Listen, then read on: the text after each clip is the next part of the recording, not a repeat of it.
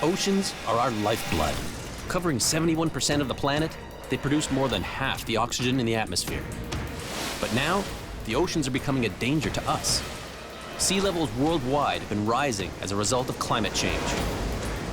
A lot is at stake, especially for the Pacific nation of Tuvalu.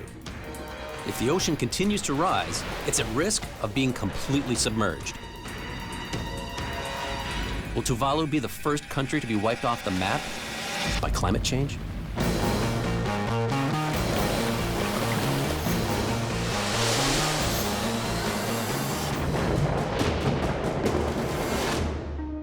Our oceans are vast, spanning 2/3 of the planet and accounting for 97% of our water. But now, our seas have become monsters because of climate change. As a storm chaser and adventurer, I've spent years traveling all over the world documenting the most extreme forces of nature. But now, I'm going after the bigger picture of climate change. In the last 5 years, I've witnessed increasingly violent storms, flooding, and hurricanes that have devastated communities in Thailand, the Philippines, and the USA. More and more, I'm seeing that much of our extreme weather is directly connected to climate change. Scientists agree that oceans are getting hotter and higher, making them unpredictable and dangerous. The last 12 months have brought some really bad news in terms of sea level rise. It's just rising fast. Now it's 3.2 millimetres a year. Places like Tuvalu and the Pacific Islands, the low-lying atoll countries, are in real trouble. I mean, they will go under the sea. At some point this century, they'll go underwater. I'm on my way to the tiny island nation of Tuvalu to investigate this firsthand. Located in the Pacific Ocean, midway between Australia and Hawaii, Tuvalu is a cluster of 9 islands.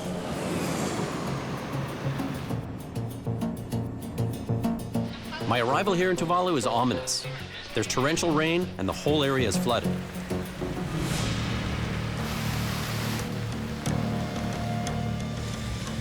This is the wet season, and we're in an area that's a South Pacific convergent zone where you've got different wind currents coming together, which then go up, creating rain and thunderstorms and tremendous amounts of flooding, it seems. With only 10 square miles of dry land, Tuvalu is one of the smallest countries in the world. An average elevation of 6 feet makes Tuvalu extremely vulnerable to storms and sea level rise. The rains are incredible. All over the island, people are struggling to keep their homes dry. Usually when this place floods out, it's from the sea, which is about 30 yards that way. Today, torrential thunderstorms, freshwater flooding. This island can't catch a break. I meet with local meteorologist Tuala Katea. So it's been a busy 24 hours for you. You've never seen this much rain in 24 hours. And we measure around 347 millimeter in one day. That sounds like something you'd get on a mountainside in a cyclone. That's history. And it's not linked to any tropical cyclone or what. I mean, it's just a rain band, a convection zone, really active right on top of Tuvalu. Just perfectly aligned right on top of the island for hours and hours and hours. Tuvalu experiences seasonally high tides that the locals call king tides. But in the last few years, these tides have been changing. We call it king tides. That's the normal high tide. The normal high tide, but it's higher than normal. If the king tide was yesterday, combined with the storm and the flooding, and maybe a little bit of surge from the storm, that would be catastrophic. Yes, of course. Because of our elevation really low, so low-lying places and coastal areas get inundated and eroded. It's not just you that's being affected, it's everyone else. It just so happens that your island is very low. Yes. So it's going to be seen here first. We are the front line. Tuvalu has few natural defenses against these high tides. One thing the locals have done is to try and help prevent the king tides by putting these barrels filled with concrete. Of course, not really working so well here. A few of them been knocked down during a storm. The concept seems sound, but the implementation, I don't know. The island can barely cope with tropical downpours, let alone more storms.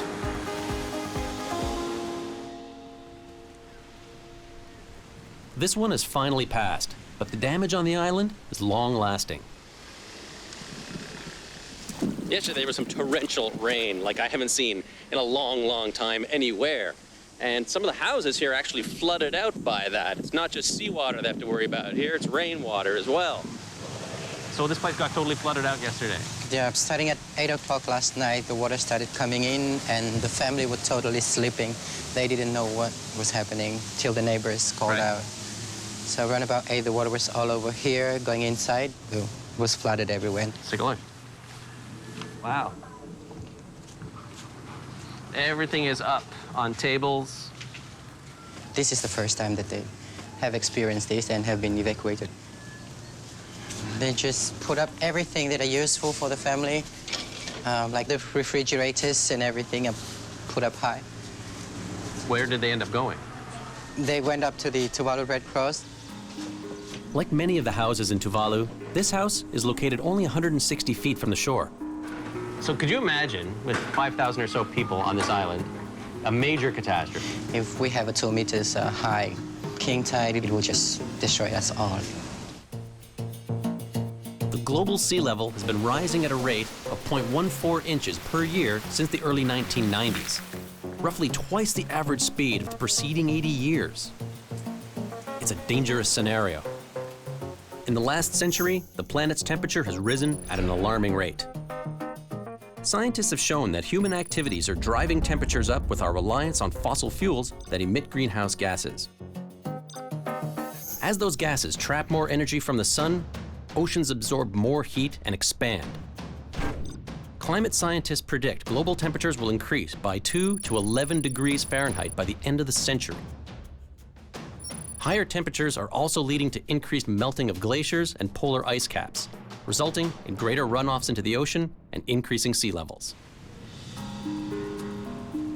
I asked climate scientist Elizabeth Holland more about the data. We looked at solar radiation, we looked at rising sea level, we looked at the temperature of the oceans, we looked at the temperature of the atmosphere, we looked at the temperature of the land. Warming is unequivocal. We've been able to say more and more strongly that humans are causing the warming. As ocean surface temperatures heat up, scientists predict an increase in the number of intense storms. The islands of Tuvalu are so low-lying and small, only 400 yards at the widest point, that they could easily be submerged. This is basically it. I'm surrounded by ocean on 3 sides of me, with just a tiny spit of land connecting me to the island.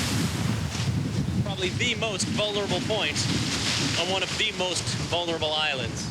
You've got the lagoon side over here and the ocean side here. It's all converging on this one tiny spit. One thing that scientists are certainly in agreement about is that a lot of the heat that's trapped by greenhouse gases is getting absorbed by the oceans. Let's see how warm the ocean is today. Okay, so just over 80 degrees.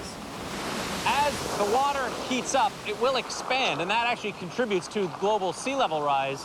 But that 80-degree point, that's sort of the threshold for tropical cyclone formation. You need water of at least that warm, and we've certainly got it here. Such a low-lying island is really at risk for not only sea level rise, but the torrential storm surge flooding that you can get during tropical cyclone season. I tell you, I wouldn't want to be standing right here during one.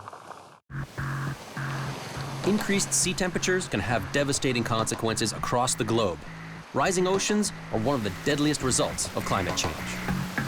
Warm water is the fuel for hurricanes, typhoons, tropical cyclones. And the warmer the seawater, the more we're going to see of these storms, and particularly the strength of these storms. A low-lying island like Tuvalu is particularly at risk. Today, we've got just a regular stormy day, and already this wind-driven surge is causing tremendous waves to crash much higher than the regular high tide. So to be on this island during a cyclone, it would totally swamp the island, and they do get cyclones here. Across the globe, we're already witnessing increasingly violent storms. But what we can now say with absolute clarity is that climate change is a very strong influence on these extreme weather events, and in some cases, the strongest influence. It's not just low-lying islands that are vulnerable to hurricanes. New York City, which is only 33 feet above sea level, was brought to a standstill by Hurricane Sandy. I was in New York for Sandy, and even though I've been an active storm chaser for over 15 years, it was one of the most intense storms I've ever experienced. The storm surge during Sandy was 13 feet above normal. It was one of the most devastating and expensive natural disasters in U.S. history. I think that's an interesting thing. This one piece will make 52 layers. Watch on mobile devices or the big screen. All for free. No subscription required. 117 people were killed, and it cost the U.S. $65 billion. It created an unprecedented surge for that part of the world. 51 square miles of the city were flooded. That's 17% of the city landmass. More than 440,000 New Yorkers were living in the areas that Sandy flooded. I watched the storm come in from Rockaway Beach. I was able to go up onto the boardwalk, which was maybe 10 feet above the beach, and I knew that the place was going to be completely demolished. I could see the violent waves just churning away, and I knew that the winds were going to shift as the storm got further inland, and that's exactly what happened. We knew we had to get out of there, or else we wouldn't get out of there. I drove to higher ground, but all around me, whole neighborhoods in Queens and Brooklyn were underwater. Such a storm used to only happen about once every 100 years, but now we're seeing these devastating storms more and more often. Only 1 year later, on the other side of the world in the Philippines, Typhoon Haiyan hit, killing over 6,000 people. Typhoon Haiyan was probably the strongest storm to ever make landfall. It was a Category 5 typhoon that hit the city of Tacloban directly. The storm surge with that was completely devastating. It came in like a tsunami. The Philippines gets hit quite frequently. They're used to typhoons. They've never seen anything like this one. It was so devastating that it was almost beyond comprehension, the level of damage and destruction that was caused by this storm. And I think that as sea levels get warmer and higher, it's inevitable we're putting ourselves at greater risk to the wrath of these marine storms, whether it's a hurricane, a typhoon, a tropical cyclone. They're all feeding off of this warm ocean water. And the sea surface temperatures have just been going up and up and up. It's not a matter of if, but when a major coastal city like Miami or Tampa gets hit by a major hurricane. The danger on Tuvalu isn't just from these massive storms. There's also a serious threat from below.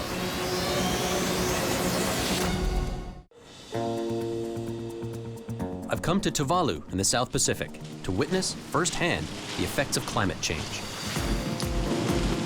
For a little bit of perspective, about 80% of the island is no more than 4 feet above sea level, the highest point being about 15 feet, and about 40% of the population lives within 100 yards of the ocean. If there's any place in the world that is at the mercy of the sea, it's this place right here. The rising seas are also forcing farmers to abandon their crops. Salt water from higher tides is soaking through the ground, contaminating the underground source of fresh water and destroying crops. Indigenous food, such as pulaka and coconut, are being destroyed. Reverend Tafui Lusama is deeply concerned with the impact of rising sea levels. If salt water enters into it, it kills all our traditional plants. Land and the sea are the sources which sustain our livelihood daily. You lose your land, you lose your life.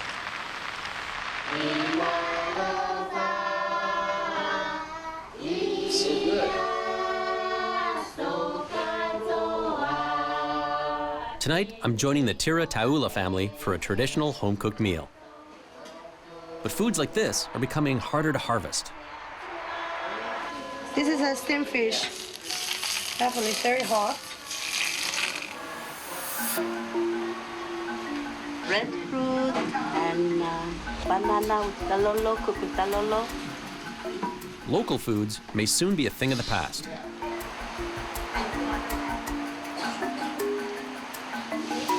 What a treat to enjoy some South Pacific hospitality. Going into someone's home, Having a home-cooked meal. It's the best. Our people can no longer depend on our traditional way of life, so we are left with no option but to turn into a market-based lifestyle. With traditional crops being threatened by rising oceans, locals are relying on more processed foods. With all of these changes that have been going on, it's become more and more difficult for the farmers here to grow some of the traditional food crops. And especially since World War II, they've become quite dependent on foreign-made processed food, and doesn't really help them in their struggle for food security, which is becoming a big issue here in Tuvalu. The country now imports 80% of its food, which is costly to the islanders. We're Pacific Islanders. We have a lot of ties to our land, our ocean. Our identity is very much built around how we relate to our land, how we relate to our ocean, and all of that is threatened, right? People have lived in Tuvalu for 2,000 years, but some islanders are now leaving, scared that climate change and rising sea levels will make life on the island nearly impossible. Our identity as a people will disappear, will die out. If I am relocated because of climate change and my country has gone down, where do I belong? I have no roots. Tuvalu is not responsible for the catastrophe it's facing. It's no surprise the largest emitters of man-made greenhouse gases are the world's largest countries: China, United States, the EU, and India. Here in the islands, we contribute the least to greenhouse gas emissions, yet we're the most affected. Tuvalu, the fourth smallest country in the world, has almost no carbon emissions, but they're at the front line. As those in the developed world drive their cars and turn up their heat or decide to build one more coal-fired power plant, it is the Tuvalus of the world that will go underwater because of those choices. Environmental activists are taking up the cause, encouraging the people of the Pacific Islands to fight for changes on a local and global scale. In 2014, they took their fight to Australia and blocked the largest coal port with canoes to make their voices heard. Right now, that's the message that we want to get out there. Climate change is real, we are living with it, and sooner or later the world needs to change if we don't start demanding that the world transitions to more renewable sources of energy. There's no plan B. There's no plan B, there's no planet B. But Tuvalu is fighting back. In an effort to hold on to their island, the locals have raised money from an unlikely source. Each country has its own internet suffix. .de for Germany, .au for Australia, .ca for Canada. Well, here in Tuvalu, they've got .tv. And .tv has become so popular, especially amongst people in the television world, that it has quite an appeal. The money raised by selling the suffix goes into repairing roads, improving barriers, and planting mangrove trees to fight against coastal erosion. If worse comes to worst and Tuvalu disappears under the waves, that suffix will still exist, creating what could possibly be the world's first virtual country existing only in cyberspace. While Tuvalu is disappearing, it's far from alone in its coastal erosion.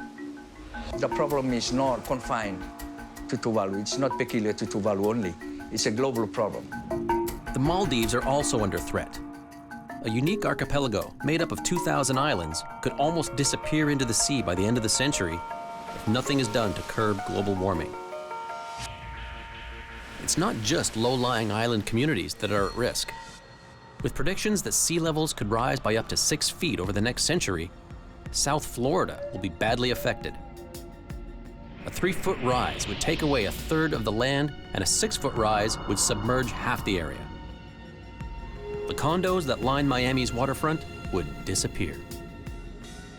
What do you think is the biggest misconception about climate change in general? The biggest misconception is that because it's a slow process, we can wait to take action. Because climate change is a very slow process, but we're at that tipping point. We need to take action today. The people of Tuvalu are desperate for the rest of the world to sit up and pay attention. What does the world need to know about Tuvalu? I think it's very important that that we are part of the world. And I think that as a Tuvaluan, despite how small we are, we need to speak out that we do exist and we are parts of who you are, whether you are in Canada or in America. We are all part, we are the people of this world, and we need to be together and work together. Just a month after I left Tuvalu, Cyclone Pam tore through the neighboring Pacific islands of Vanuatu, causing extensive damage. It also affected Tuvalu, forcing it to declare a state of emergency. This cyclone is a painful reminder that action must be taken. Global temperatures cannot be allowed to rise another 2 degrees. If countries around the world can find a way to reduce their greenhouse gas emissions, then Tuvalu and other countries in danger will have a fighting chance at survival. 100 years ago, 3 men died on the trip we're about to take.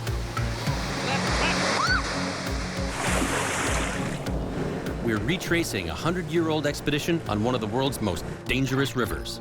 It's getting ready to bolt. The Amazon jungle was once a mighty foe for explorers. But has logging and climate change made it any less wild?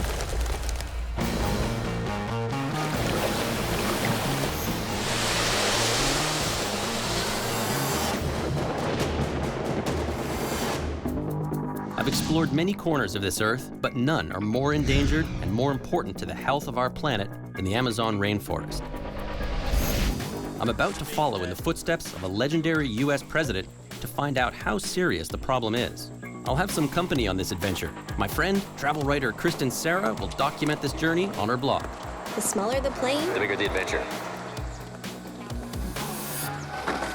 So we're on our way to a remote landing strip deep in the Amazon jungle, a place on the Rio Roosevelt, which is a river that was named after Teddy Roosevelt himself. It was 1914, 3 years after his second term as president, when he embarked on an expedition to explore an uncharted river deep in the Amazon jungle. It was a trip that very nearly killed him. They faced raging rapids, wild animals, they lost boats, supplies, they went hungry. 3 members of his expedition didn't make it out alive. What better way of gauging the mood of the area than by retracing the most dangerous part of that expedition to see this untamed land for myself?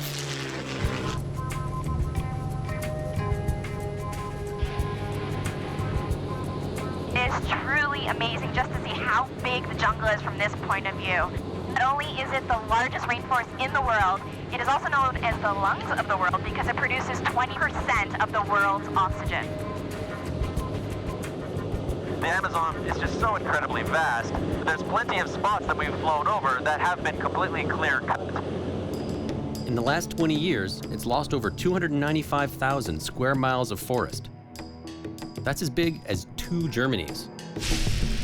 Because of all that logging and the use of the slash and burn method, the downed trees are releasing the carbon dioxide they've absorbed back into the atmosphere, which results in more global warming.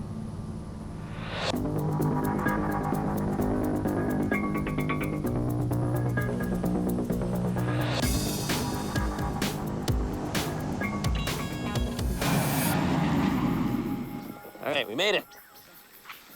Deforestation is far from the only threat to the region. Huge parts of it are drying up because of drought. That's a direct result of climate change. The forest isn't producing the water vapor, which forms the clouds that put the rain in the rainforest.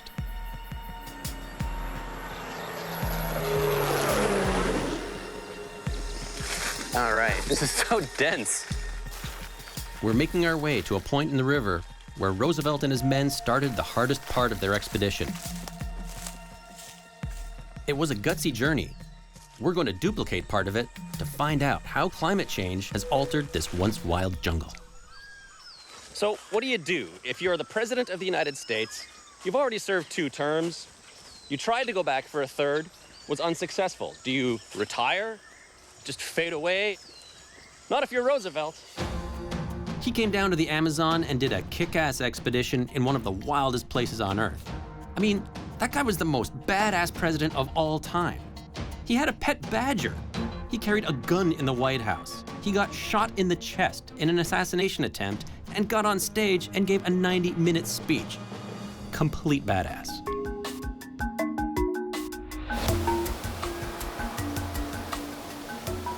In Roosevelt's day, the environment was so hostile that he lost a few boats along the way. It would be one of the thrills of my lifetime to actually find a boat from that remarkable expedition.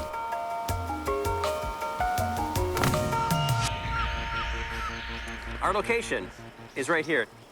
The Rio Roosevelt flows to the north. It's 400 miles long, with many sections that are completely impassable. We know boats were lost while navigating the rapids, so we're going to concentrate our search at a bend in the river where a lost boat would likely wash up.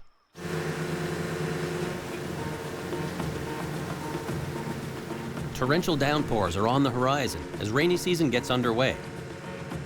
We have no time to lose.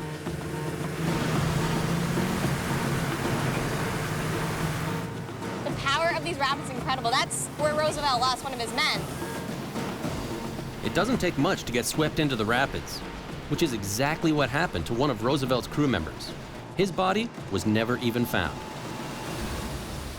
Oh, this is just way too dangerous. Yeah, We're just gonna get smashed to bits. I don't want to be searching for your boat, and I don't want you searching for my boat. I don't want to be searching for your body either. Motorboats only go so far here. That's why we're going to portage past the rapids, then kayak the next leg of the river.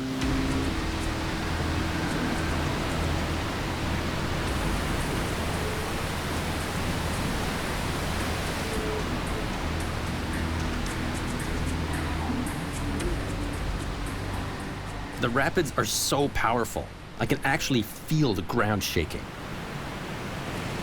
1, 2, 3. Tough slogging, and our kayak only weighs 50 pounds. Roosevelt's boats weighed 800. Look at this. Wow. That is crazy. Just looking at these rapids, absolutely wicked, strong, very dangerous. Scares the hell out of me. It's not the kind of place you want to fall in. So much power. It just makes sense to portage around this. For us, yeah, it's tough, but for the guys years ago, this would have been a multi-day effort. Cutting down trees, using logs as rollers. They had it hard, really hard. I just lost my footing there for a second. When you're along the water, especially with these rocks, it's really easy to get trapped in here, kind of like I am right now. This is not serious, but when Roosevelt was here, he actually got his leg smashed between rocks and a canoe. That wound plagued him for the entire expedition, and some even think it contributed to his death. There we go. Ready to pop it in? Yeah. There are innumerable rapids down this river. Sometimes you have to portage, carry your boats across land. Sometimes you can put the boat in the water and line it down by rope. This is the easier way to do it, isn't it? Absolutely. We'll just haul it up here. All right. Perfect. Nice parallel park. We're past the worst of it, so let's see if we can do the next section the way Roosevelt did, paddling down the raging river.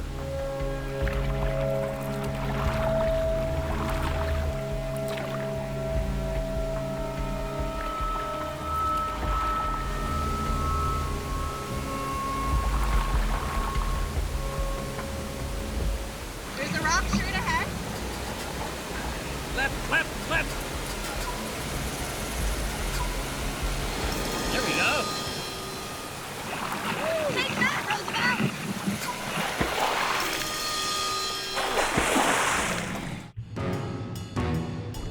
We just got our first taste of what Roosevelt was up against. Luckily, Kristen recovers quickly. Roosevelt hurt me. You got too cocky.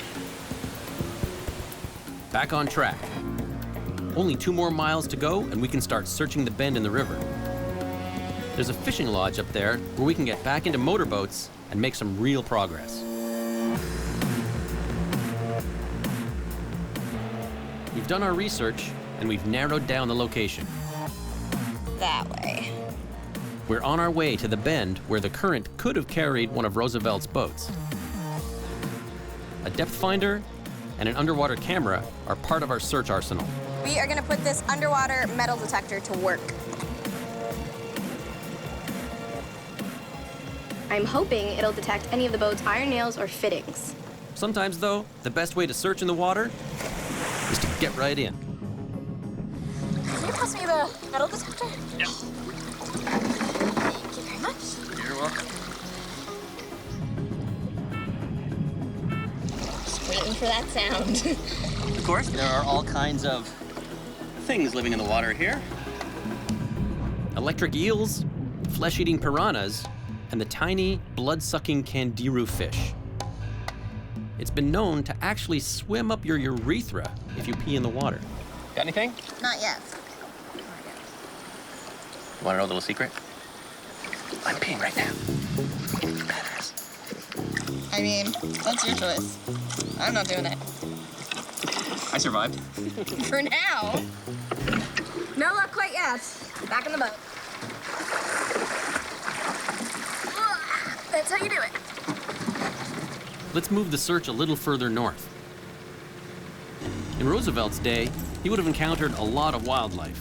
The biggest is the local crocodilian species, the black caiman. That's a big one. And wouldn't you know it, he's right where we want to search. Black caiman are the apex predator of the Amazon. An adult caiman really has nothing to fear out here except for humans. It's got good reason to fear us. Just 50 years ago, this king of the river was hunted almost to extinction. Over the last 100 years, its population has decreased by 99%, all for its high-quality skin, which produces shiny black leather. Caimans feed on fish, like piranha and catfish, and mammals, like the capybara, the largest rodent in the world. As caiman numbers decline, their prey thrives. The growing number of capybaras are destroying vegetation and crops. Hunting caimans is now illegal, and their population is slowly recovering. So, it's encouraging to come across a fully grown caiman out here. Getting a little closer, so he's gonna feel trapped. We should back up.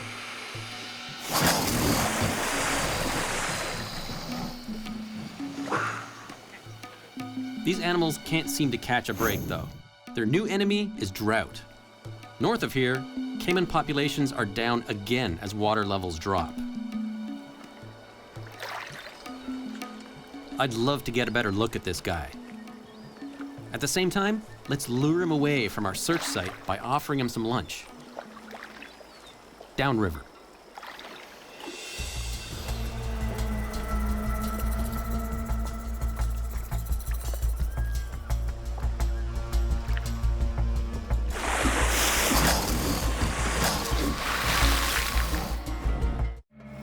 There's a big caiman right where we want to conduct the search for Roosevelt's long-lost boat. So, we're trying to lure him away.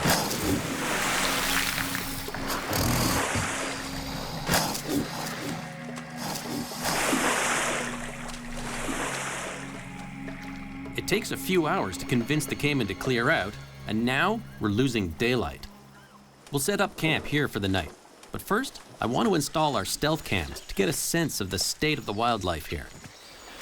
This spot looks pretty good.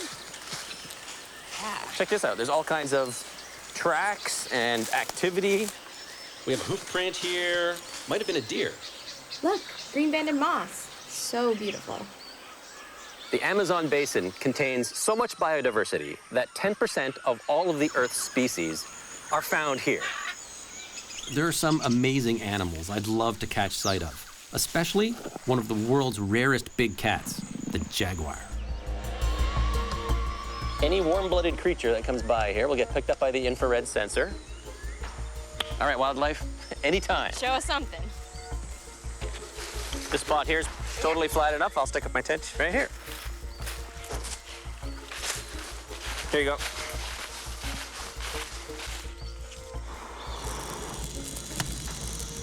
Just one little fire.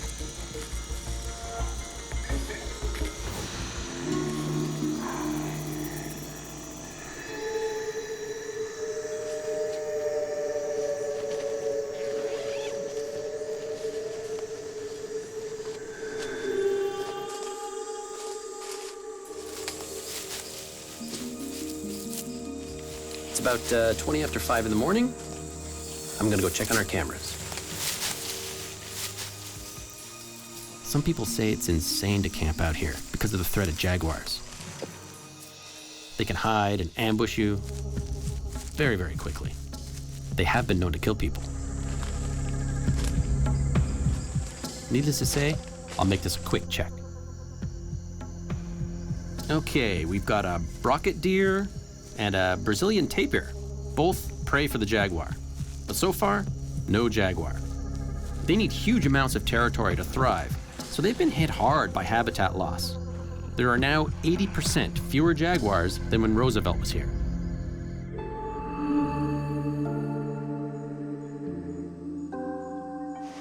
Whoa! George, come check this out. Those like jaguar What you got? paw prints. Holy smokes, those are huge. That's incredible. Must have come down to take a drink. You see it stepped and then dragged its claws. Oh yeah. And that's not the only wildlife this beach has to offer this morning. These weaver birds make the most intricate nests.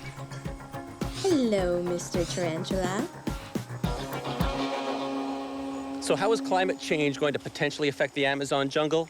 Well, it's hard to say, but a 2009 study suggested that as little as a 3-degree rise in temperature could destroy up to 75% of the rainforest. And that's combined with deforestation, which not only destroys the area being logged, it also increases soil erosion and degrades rivers. Bad for the rainforest and bad for the wildlife that lives in it. Our quest continues. Based on Roosevelt's notes, we've searched up and down this bend. One of the only places left is off this beach. I'm using a glass-bottomed bucket. Simple, but effective.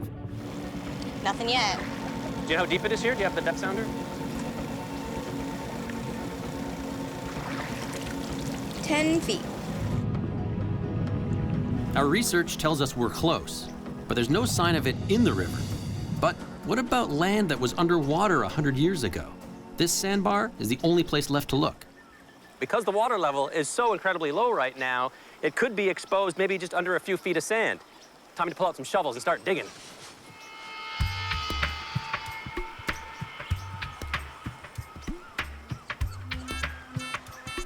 Oh. Right here. There's definitely something buried here.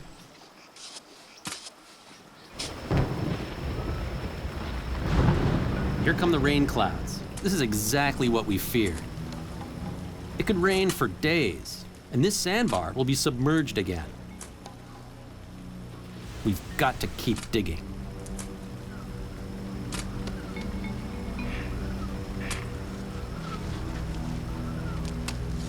It doesn't look like this rain is going to let up.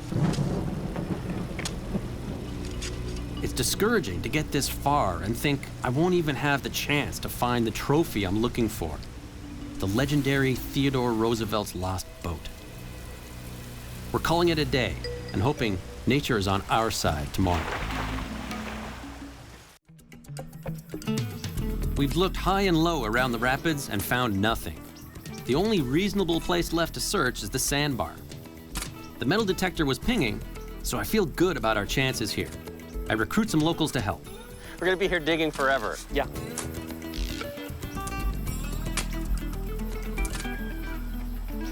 Something? Something wood? Hey! Oh, yeah. We must have dug a dozen different holes on this beach. And finally, we've come across It looks like a boat. what looks like a boat. So it looks really, really promising. Really big. Yeah, it's but definitely a it seems boat. like it's really big. It's definitely a boat. This really looks like a dugout canoe. Yeah. The boats on the Roosevelt expedition were made from a single tree trunk, split in half and hollowed out. They measured about 10 feet long. Oh, lightheaded. I think we might have found Jimmy Hoffa and Amelia Earhart and D.B. Cooper.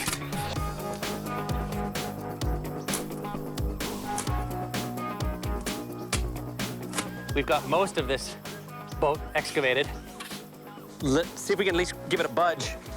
Ah! Wow. Awesome.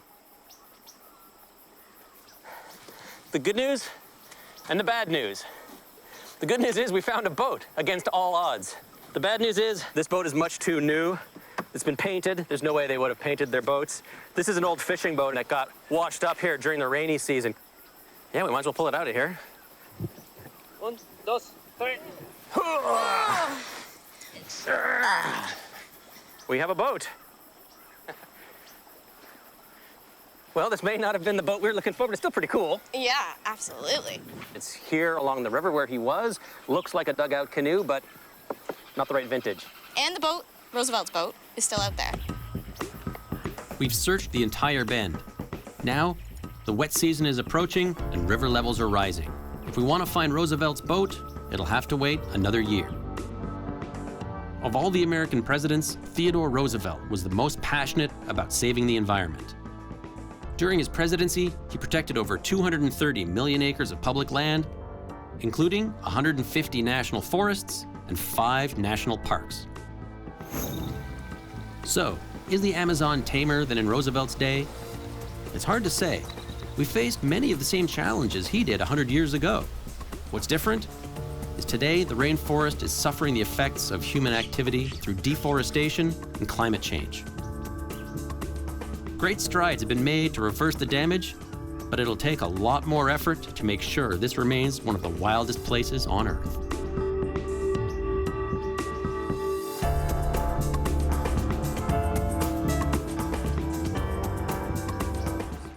And explored, up close, many of the world's most active volcanoes. To understand what's happening in Cabo Verde, I have to go and see it for myself. Wow!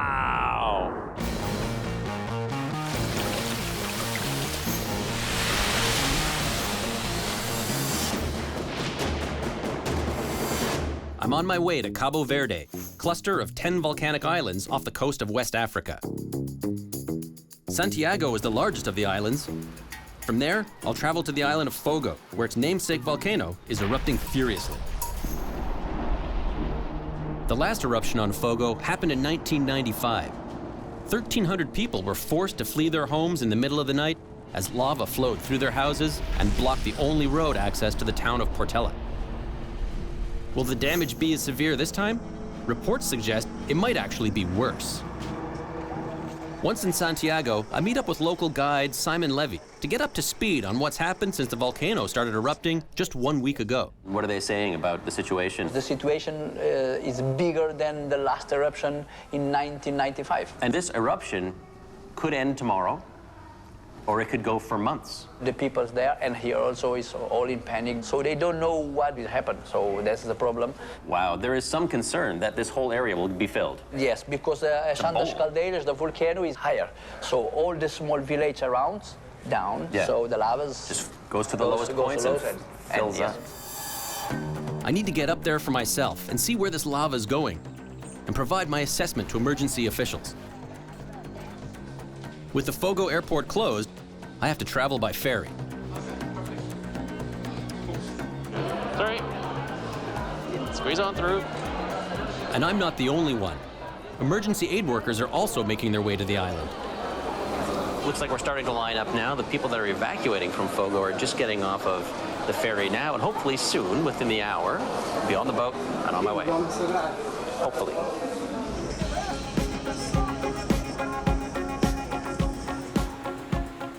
It's a 4-hour ferry ride from Santiago to Fogo. Our trek to the volcano starts in São Felipe, the island's main city. From here, we'll need to drive up and into the volcano's caldera, the lowlands surrounding the volcano's peak, where the village of Portela is located.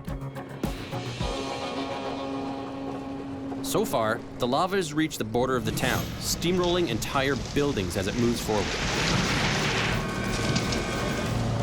I've run into Patrick Barois. He's from France. He's a very, very experienced volcanophile, been all over the world. He was here in 1995 for the big eruption there, and he'd written 5 books about volcanoes. Yes, so what was it like here during 1995? There is big lava flow, big explosion, big lava fountain, but this eruption is not the same, because this eruption is more dramatical, because the lava flow now has destroyed the ground, the villages.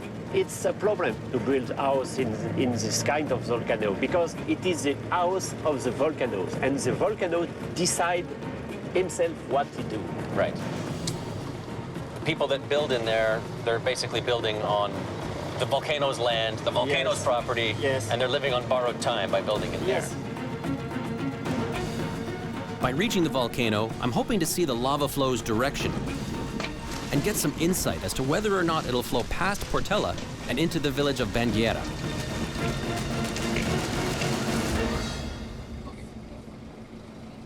It doesn't take long to hit roadblock number 1.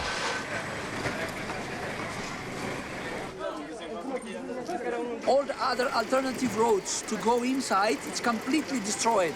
So that's the reason they stopped, because Portella village is completely covered with the lavas at the moment. This is one of the villages where the people who've been evacuating from basically the destroyed towns have been setting up shop.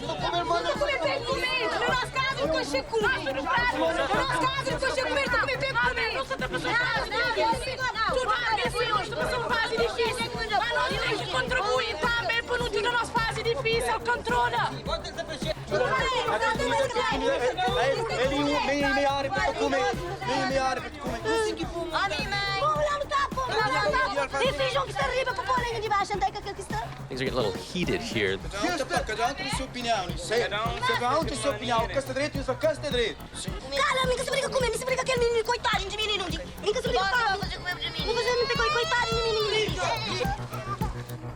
There are tents, there's food, there's water, but it's crowded.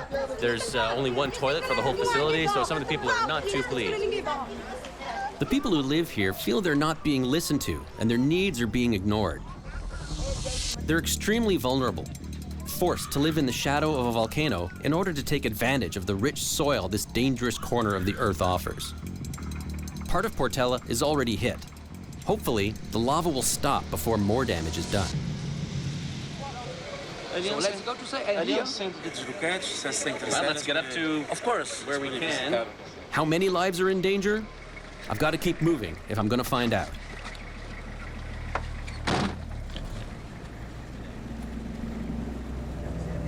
Visibility is so bad, can't see anything. As the volcano is erupting, it's releasing carbon dioxide and sulfur dioxide into the atmosphere.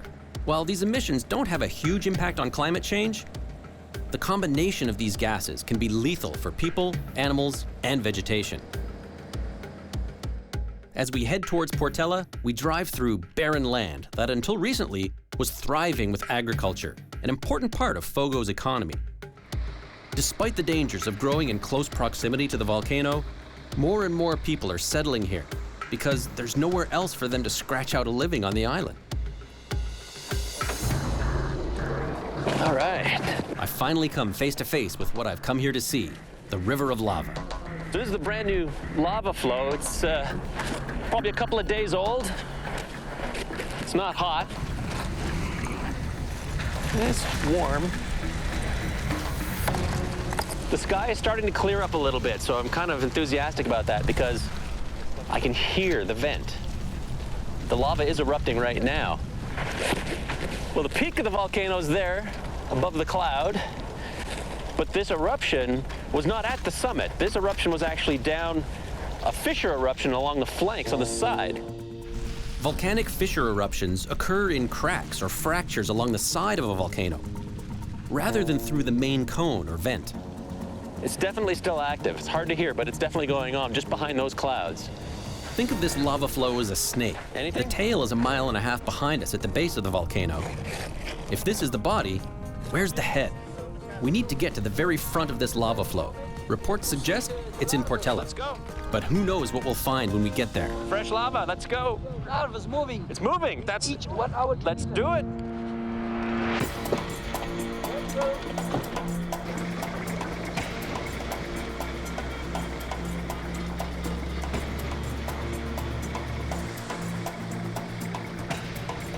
Three days ago, you could keep driving right to Portella. But unfortunately for us, this fast-moving river of lava passed through, leaving a wall of solid rock in its wake. This used to be the road to the town of Portella, but for some reason, they can't use it anymore. Literally, the end of the road. A construction crew is further up the hill trying to build a new road so the town has access again, but it's going to take some time. Giving up and turning around isn't an option. So we abandon our vehicle and hike the rest of the way. I need to get to the front of Fogo's lava flow for a sense of where it's going next. We had to abandon the car because this road is not safe anymore to take a car onto because it could disappear very, very quickly. Right now, we're at the base of the volcano. The molten lava is flowing from its side and traveling right into town. It's a huge threat to everyone who lives there. I'm actually at the point where this lava flow is actually on top of the old lava flow from 1995. So you've got stacked flows together. And there's pieces tumbling down here. This whole thing is moving. When a volcano erupts, all that lava, along with ash, rock fragments, and gases, are ejected into the atmosphere. While the gases will eventually dissipate, the volcanic material will settle and cool on the ground. Eventually, that material will break down and become young, fertile soil, containing many of the same elements found in commercial fertilizers. This can take anywhere from a decade to 100 years. Climate is the single most important factor for soil development. Tropical climates, like Cabo Verde's, help speed up this process. The volcanic soil on Fogo is perfect for harvesting vegetables, coffee beans, and wine grapes. For farmers, the benefits outweigh the risks. Finally, we've made it to Portela, or what's left of it. Until a few days ago, this whole area was covered in vineyards, producing export-quality wine. But the eruption has completely buried the most lucrative vineyards. Now, all that's left is a field of lava and a few drops of wine. Some Fogo wine. So this is the last wine that was produced here. It's the very last batch. There will never be any more like this. Oh, that's very strong. That's good. We knew the town had been hit, but nothing could have prepared us for this. And it's not close to being over. It's almost unimaginable what's happening here. This unstoppable wall of hot rock is just steamrolling into the town of Portales.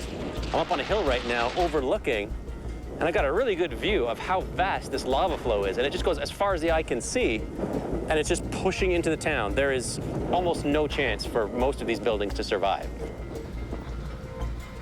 Locals are trying to save as much as they can. They've removed doors, windows, furniture, and carried everything up the side of the hill where they pray the lava won't reach. Ou seja, nesse momento ali, casa tinha já que estou já, mas completa. So where was her house? So the house is completely covered and everything, all stuff inside. She didn't have time to take out. The people of Portela have not only lost their homes, they've lost their livelihoods. It's absolutely devastating. Hard to put into words. This unstoppable lava flow it's in town right now. This is the head of the beast I've been chasing across the island. If I want to get close enough to analyze this lava, I need my heat-resistant suit. It can protect me from temperatures of up to 2,000 degrees. Now, what this suit does is it protects me from the radiant heat. What it does not protect me from is the actual rocks, these avalanches of lava chunks. So the lava here is actually a little bit more fluid than in the other part of town.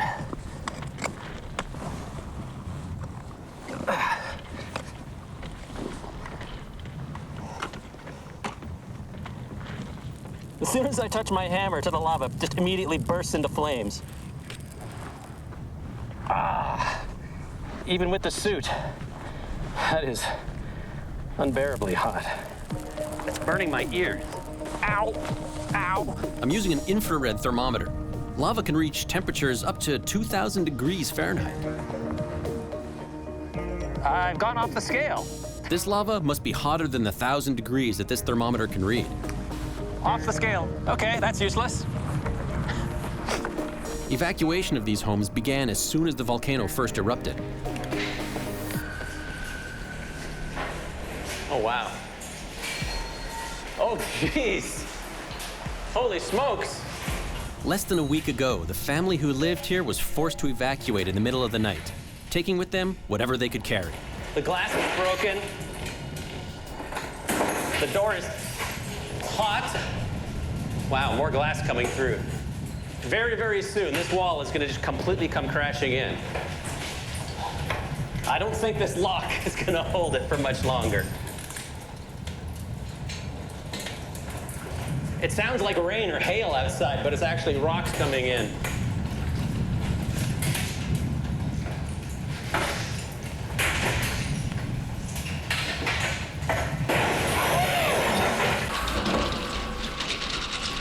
Wow. That was something. I may have just avoided death by steamrolling hot lava. Even though the lava appears to be moving relatively slowly, it's actually moving at 100 feet an hour. It would take it under 3 hours to cross a football field. That's fast. In 4 days, the lava has destroyed just about everything in this town. And by the end of the week, another town will be in the lava's path. To me, it blows my mind how we all live on this thin skin, this crust on top of the Earth. If you were to shrink the Earth down to the size of an apple, the crust that we live on would be about as thick as the skin on that apple. And everything else inside is basically this. Civilization exists because of geological permission, which is revocable at any time. I don't know how we do it. It's amazing. It's the reason volcanoes are so closely monitored. Except poor countries don't always have the resources and latest technologies to observe them as carefully as they'd like to. This really is a world problem. While it's too late for Portela, other towns on the island are still at risk. So for now, my biggest concern is just how far this lava flow can go. And for that, I've got to get closer to the source. And I've just met a local who might be my ticket to the top. It flies up about 600 feet and then it comes down, so it cools off on the way down. Yeah, but it's still enough instant. I mean, it goes like, we thought the whole place was going. How difficult is it to get there? Man, 10 minutes. So you can drive right up to a point and then walk for 10 minutes? Yeah, I got my car right over here. I love you. There's tons of seismic activity. Yeah. This area is not stable. I mean, absolutely not. Just it's very, very, very quiet right now. But they do not know if it's going to blow or not. I'm trying to help these guys get rid of their wine, so I had a few glasses. I mean, they ain't going to be able to pump all of it up, so I'm going up there in a little while. It takes got about an hour walk back to the car. Yeah. But the twilight hour is the best. I see the smoke and the flames. Yeah. I mean, it gets dark, you can only see the I mean, if we can follow you. Sure, no problem. So I met up with this very odd dude whose name is Vince, and he says that he can get me up to the vent. So I'm gonna trust him and follow him right now and see if we can get up there. It's starting to get dark, so we should be able to see that real incandescence coming up from the volcano. So I don't know how this is gonna work out, but stay tuned, we'll see. Vince knows the roads of this island like the back of his hand. He usually leads fishing charters, but tonight he's guiding us as close to the eruption as possible. Then we'll have to hike the rest of the way. Hopefully getting this close to the source will get me the answers I'm looking for. Now that night has fallen, I can clearly see that there's almost continuous explosions going on the flank of the volcano. There's actually two very vigorous vents and a lava flow coming down the side. It's a little hard to see still, but that just means I have to get a bit closer. All right, folks. The really big lava flow, that's what's heading down into the towns. But higher up, the explosive part of the eruption, to me, it looks like there's too much lava for these explosions. So I think there's some lava tube or something below, further down the mountain, that's feeding these lava flows. Lava tubes are formed when the top of lava flows harden and forms a roof above it. It acts like a tunnel and drains the lava from the volcano. This may mean the threat is greater than I thought, and many more communities could be at risk, starting with the neighboring town of Banguera. Every time there's an explosion, I can feel the shock wave and the ground shaking. This is what's called a strombolian eruption, named after the active Stromboli volcano in Italy. It spews lava at regular intervals. You can see these lava bombs shooting up, just hundreds and hundreds of yards up in the air and tumbling down the side. These glowing chunks of lava are being pushed out at high pressure from these expanding gases deep inside the Earth. I've got to be careful. There have been a few close ones. A light show like this, it's nature's fireworks. It really is the best show on Earth. However, at the same time, if you're downhill of one of these things and the lava flow is coming for your village or your house, it's hard to appreciate the beauty.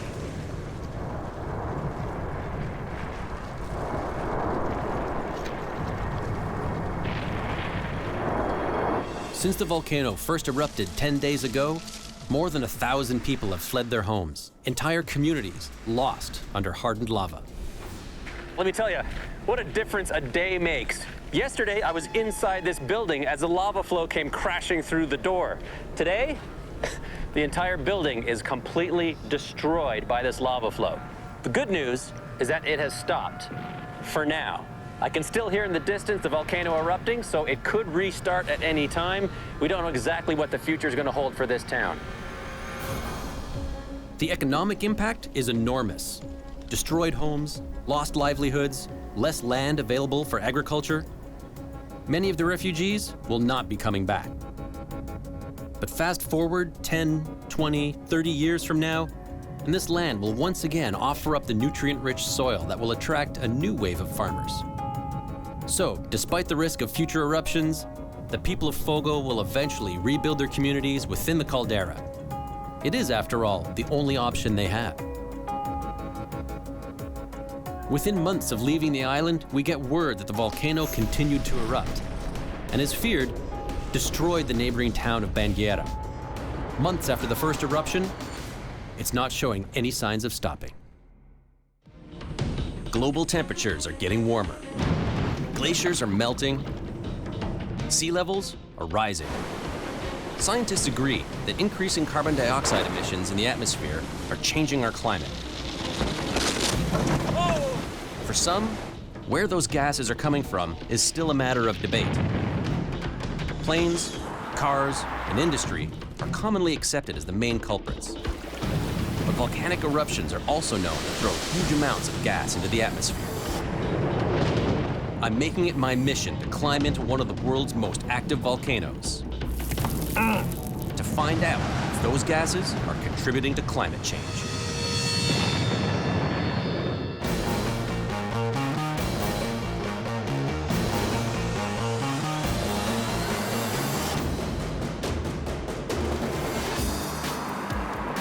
It blows me away every time I see this many cars. And this is just one highway in one city. How much carbon dioxide are we putting into the atmosphere? But it's not just us. There are other more natural sources of greenhouse gas as well. Things such as melting permafrost and cow farts, believe it or not. Some people even say that the volcanoes of the world are creating more greenhouse gas than all of the human activity combined. How do you respond to people who are, I don't even use the word skeptic, because skeptic is not the right word. Deniers is a better word. Deniers who are claiming volcanoes contribute more greenhouse gases than all of the industrialized countries put together. What we're dealing here with is a deeply held belief system. It could have elements of political persuasion.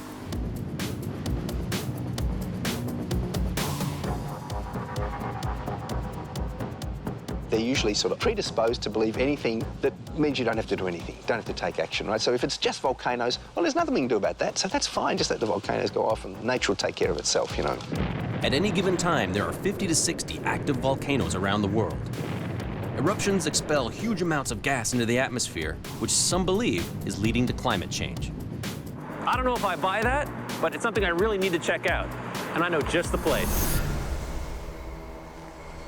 My curiosity brings me to the nation of Vanuatu. It's a small archipelago of about 80 islands in the South Pacific Ocean. I've landed in the capital of Port Vila, but my final destination is the neighboring island of Ambrym, the home of one of the world's most active volcanoes.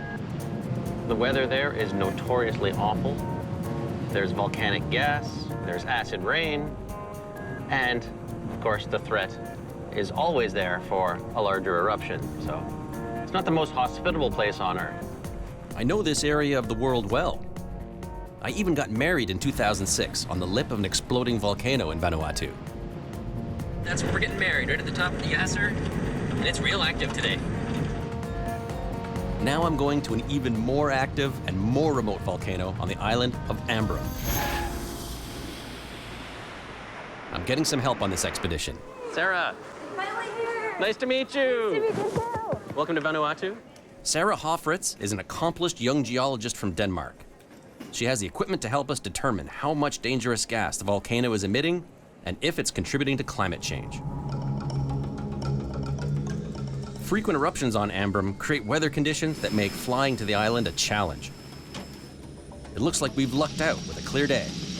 The trick is it going to be clear on Ambrum? Typically the place is shrouded in cloud a lot of the time. So I've got my fingers crossed. I'm very hopeful. So far, so good.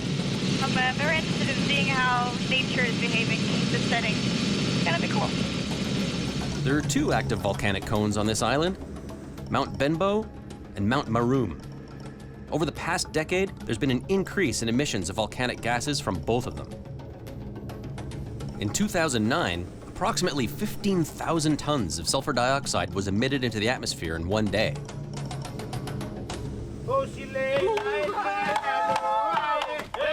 Despite the danger of these frequent eruptions, almost 9,000 people live on the island of Ambrum.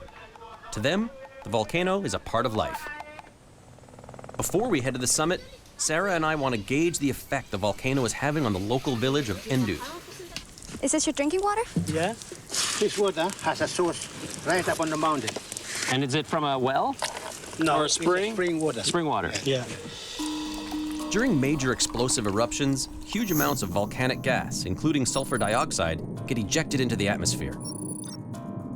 Large clouds can pollute the air downwind of the volcano, and when mixed with moisture, can lead to acid rain. This contamination has harmful effects on water supplies for people, plants, and animals. Sarah came equipped to determine if this community is at risk. Today, we're testing the drinking water. What do we have here? This is a conductivity meter, and that will tell me how many ions in the water. 270. Yeah, 270 microsiemens. So that means there definitely is some ions in the water. Very likely some sulfur and some fluorine, which is still rather high.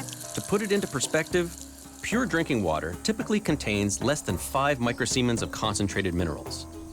This town's water is over 50 times that amount. Drinking contaminated water can damage teeth and bones. A recent government of Vanuatu report predicts a dire future for the island as future eruptions and resulting contamination from acid rain is almost certain.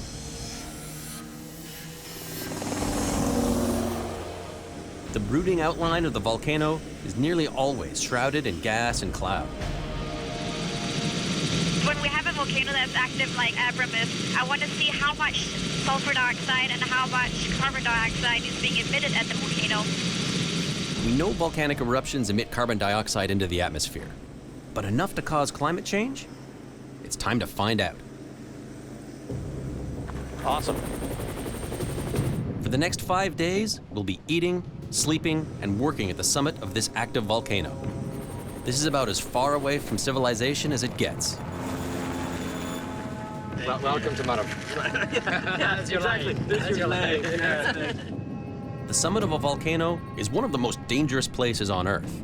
The air is heavy with a mixture of gases, and when inhaled, it can be deadly. The conditions up here are so bad, I'd say the only place you'd find them is on another planet. Our guide is Jeff Mackley, nicknamed Danger Man. He was the first person to explore the depths of this volcano. The camp looks like it's taken a beating. Hey, George. Yes? This is your tent? Yeah. Oh, that's unbelievable.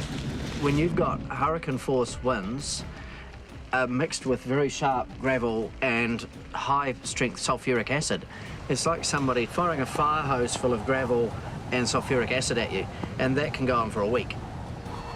The condition of this tent is a testament to what the weather can really be like up here. Extremely high winds, sandblasting with all this volcanic ash and gravel, and of course, the acid in the atmosphere has weakened this material down to nothing. It may be dangerous at the summit, but tomorrow we'll climb down into the belly of the beast. You can feel the heat all the way from up here. It's very violent. Boiling pools of lava and seemingly endless plumes of gas await us at the bottom of the crater. But I need to get closer to the volcano to find out more about the gases it's emitting And that's where the real danger is.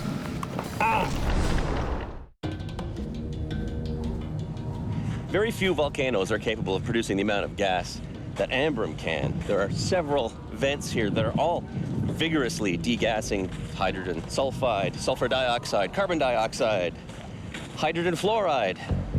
Are these dangerous gases contributing to our warming planet? Sarah has the latest technology to measure just that. She's using a fly speck to measure the sulfur dioxide levels in the air at Ambrum. So now it's scanning through the plume, going from over here and scanning the way through.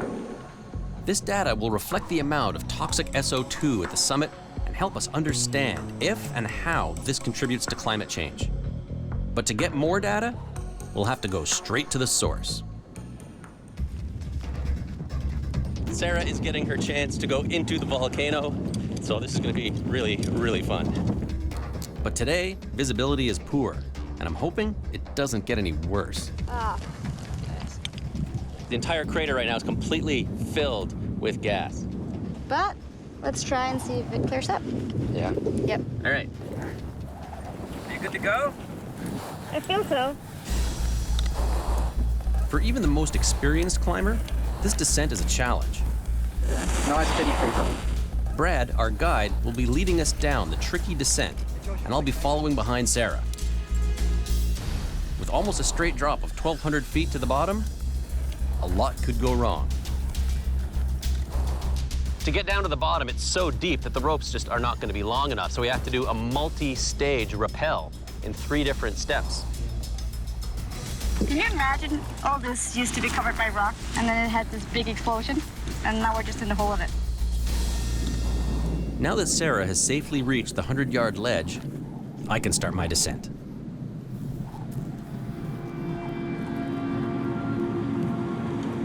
This is insane.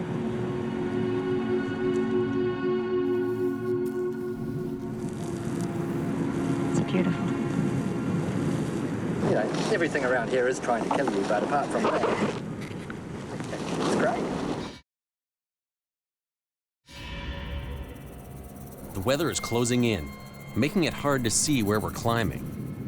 Not feeling very confident about this.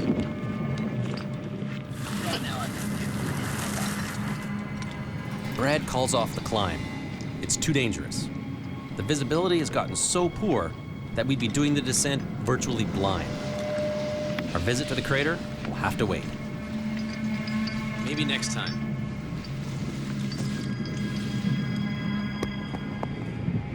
Visibility has dropped down tremendously, which is never a good thing around here. And I'm starting to feel some drizzle coming in, which usually leads to torrential rains and storms.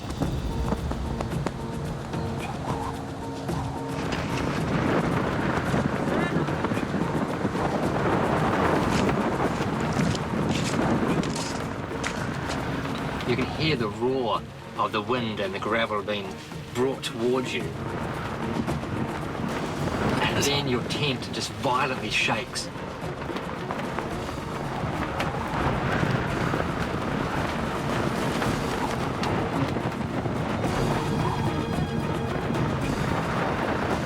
And it just keeps battering and battering and battering your tent until, you know, bit by bit there might be something that comes loose.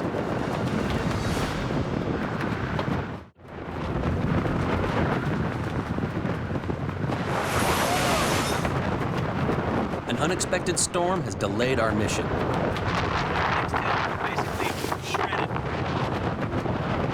We need to seal that corner up too, or we'll lose that. We've done everything we can to secure our tents. Now, we just need to hunker down and ride out this ferocious storm.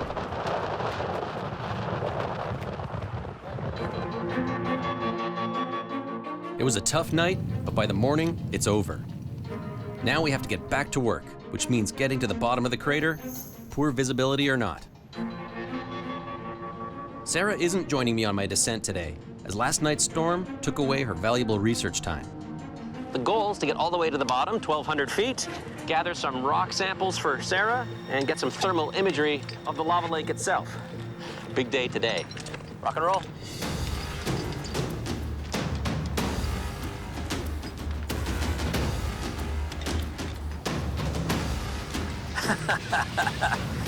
It's ridiculous. Just the sound of the lava lake below. It's wild. I've described it to people as sounding like the devil's washing machine. And you don't want to end up in that spin cycle. The biggest danger is rock fall. If you knock a rope, rock comes down, hits your buddy in the head, you're dead meat.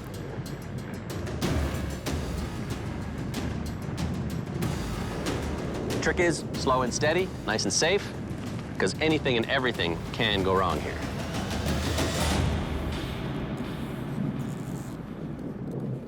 At the summit, Sarah is measuring how much carbon dioxide is being emitted from the soil.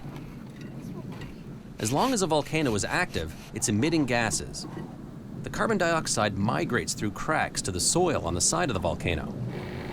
The levels of CO2 found will help Sarah in her analysis of whether volcanoes are leading to climate change.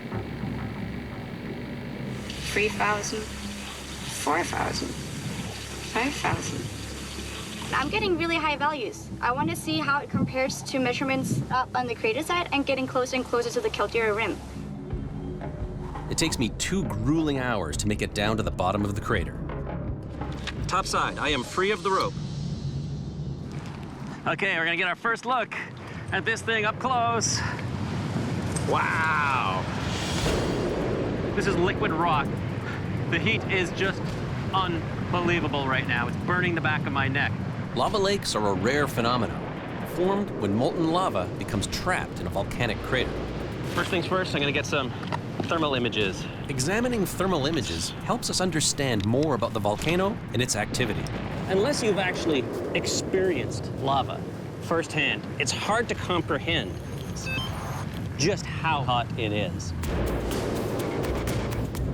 Normal body temperature is 98.6 degrees Fahrenheit. The average oven reaches 450 degrees Fahrenheit. 1,200 Fahrenheit. This is a whole other level of heat. 1,400, 1,600, 1,697. Holy cow. I gotta be careful, I'm definitely within the splash zone.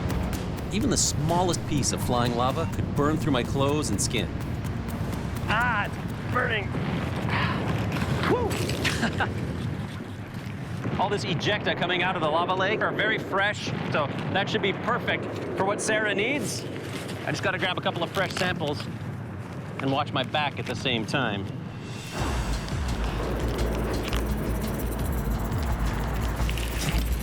It's really scary turning your back on this thing.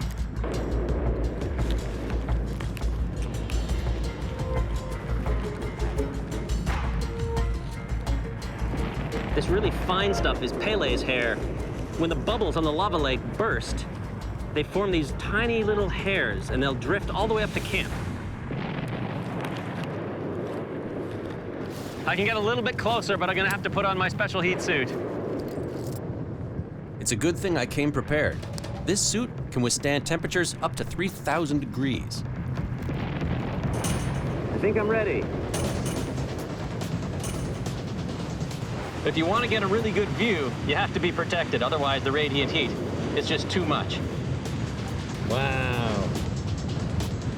That is about as crazy as it gets. My big concern right now is watching for pieces of lava splashing up. Wow. Here's some big pieces coming. Big pieces coming. I can't leave before collecting some samples for Sarah. Oh, here we go. Here's a really fresh piece, still glowing hot. Oh, even with the gloves. Today was a success. Got up close, got some really good samples, some good thermal data. The newly formed lava samples will give us the most accurate results about their chemical makeup and indicate the quantity and types of gases being emitted. This will help Sarah determine if volcanoes are contributing to climate change. It's just, really, it's not like anywhere else. This pit, you expect the devil himself to come jumping out of it. I got some goodies for you. These are the ones that were fresh out of the volcano. They were so hot. So this is the newest rock on Earth. You want it fresh? I got you fresh. We've now collected data from the summit and straight from the lava lake in the crater. If this volcano is having any effect on climate change, we'll have the numbers to prove it.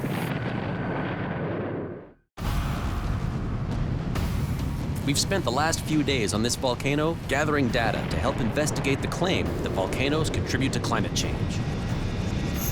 Now, it's the moment of truth. What you got? I'm looking at some of the data, and I've summed it up. First, Sarah analyzes the carbon dioxide readings she took from the soil surrounding the volcano. How much gas is it emitting? The carbon dioxide is up around 21,000 tons a day. 21,000 tons a day just from here, yeah? Yes, from the Ambrim. Next, Sarah adds up the sulfur dioxide emissions she took at the summit to see how much Ambrim is releasing. The volcano here is emitting around 7,800 tons a day. It's a lot of sulfur dioxide. But to get a clear answer, Sarah needs to add the sulfur dioxide and carbon dioxide results to the data that's being collected from other volcanoes around the world. Total volcanic budget, global, that's 0.26 gigatons a year. So it's quite a lot. But most importantly, how does that compare to human activity? Human activity is 35 gigatons a year. 35 gigatons? Yes. Versus 0.2 for all volcanoes combined? Yes. So, do volcanoes contribute to global warming? I think we're gonna say no. No. Definitely no. It doesn't. We have the numbers to prove it. Yes. In fact, according to data collected by scientists around the world, the sulfur dioxide gas being released here can actually help the planet. The gas forms tiny droplets of sulfuric acid, also known as volcanic aerosols, which block sunlight, and that causes the climate to cool. After large eruptions like Mount Pinatubo, Mount St. Helens, detectable drops in temperature were found around the world due to sulfur dioxide and other aerosols in the atmosphere from these eruptions. Even with all this unimaginable heat, power, and gas that comes out of not just this volcano, but all the world's volcanoes, the amount of greenhouse gas that comes out of them only amounts to about 1% of the total greenhouse gas emissions into the atmosphere. Whew. The rest comes from us. Volcanoes are not to blame. We have volcanoes to thank. The wind is really picking up. I'm in Australia, a land of extremes. Extreme heat, floods, and fires. The fire is crossing the road just right ahead of us. Wow! And climate change is making it all more intense. This year's fire season has come early, and it's shaping up to be one of the worst in history.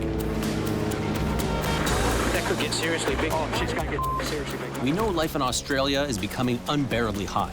But could climate change make the country uninhabitable? That's what I'm here to find out.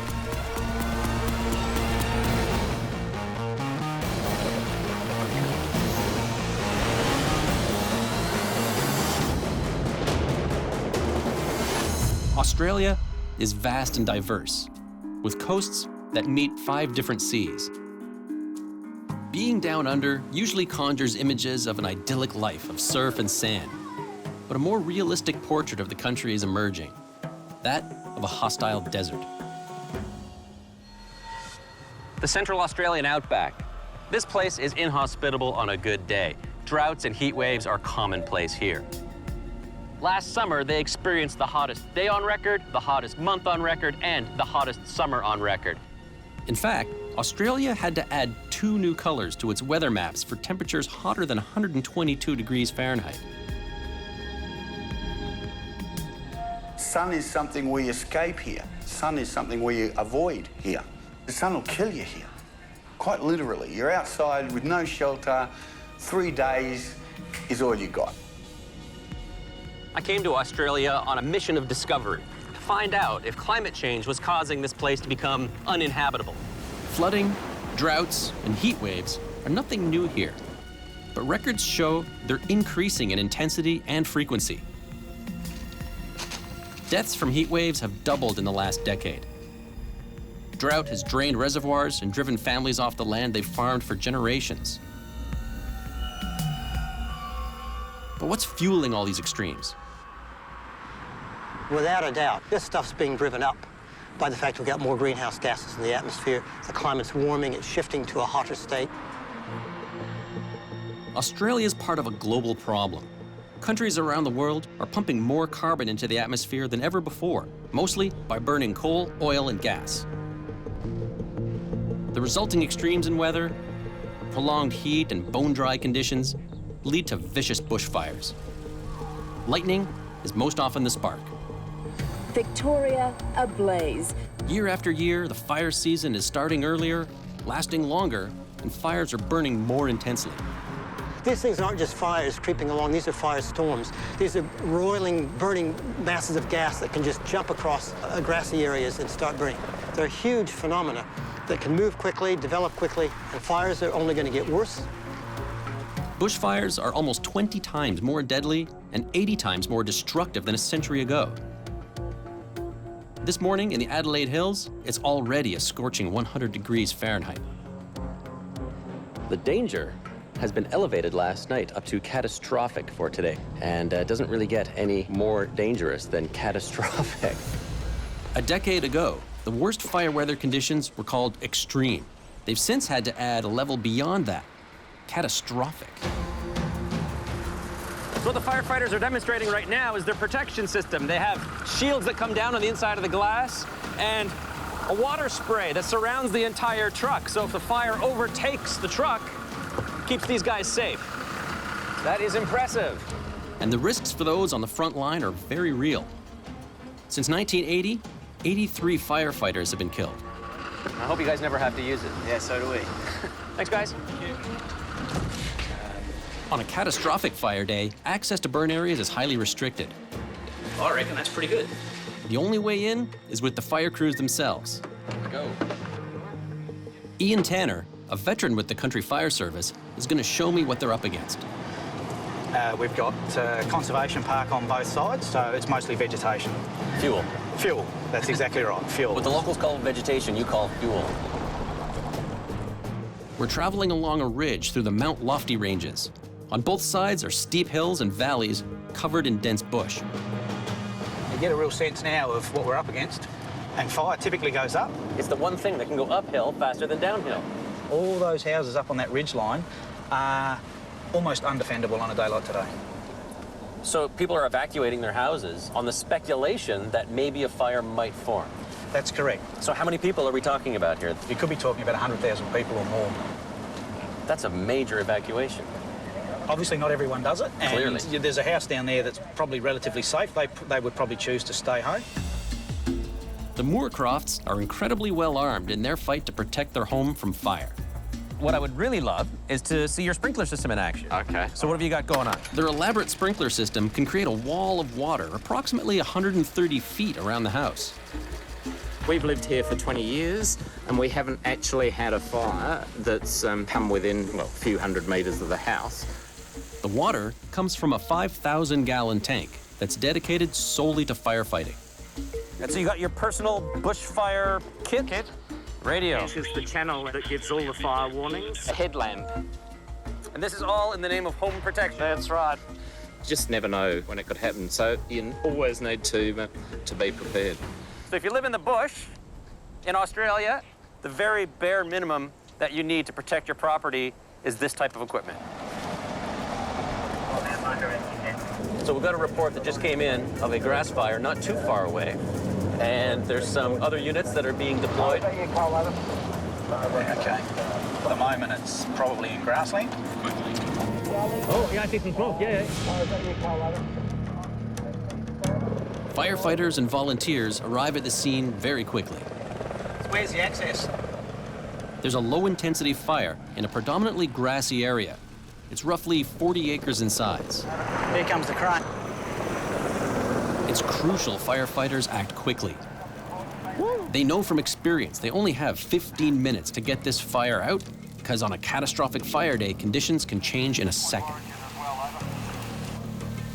If you have a look at the leaves in the trees, you can see that the leaves are still there, so the fire hasn't got up into the trees. Right. So it's come through here fairly quickly. It's not real big high flames.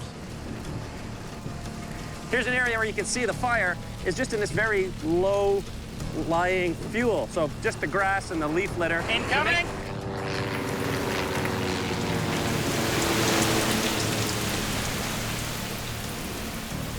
Fire retardants. In no time, the fire is pretty much out.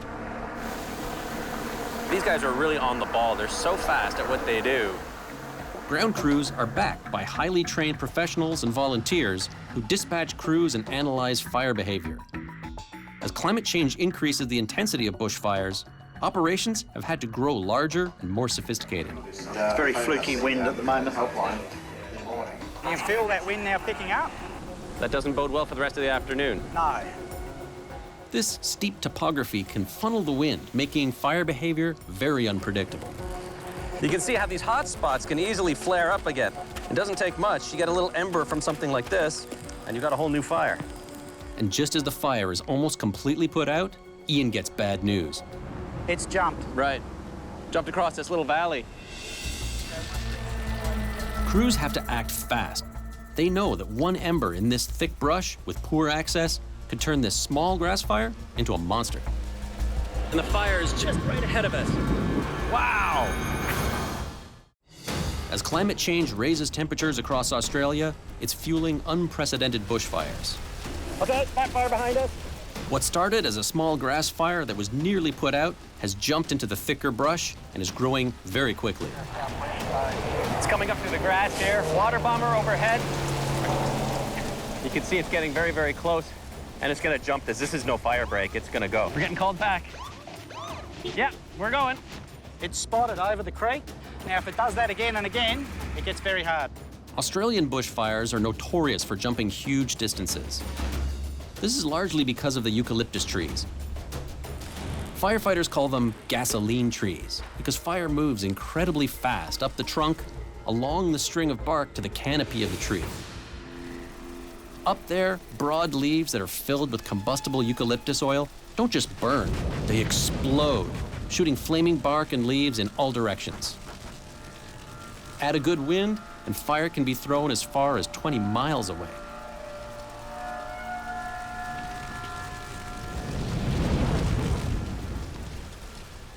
The situation is changing very, very dynamically. I've been given the 2-minute warning here. We have to get out because the wind is starting to change direction. I can see the smoke now blowing this way, so we gotta bolt.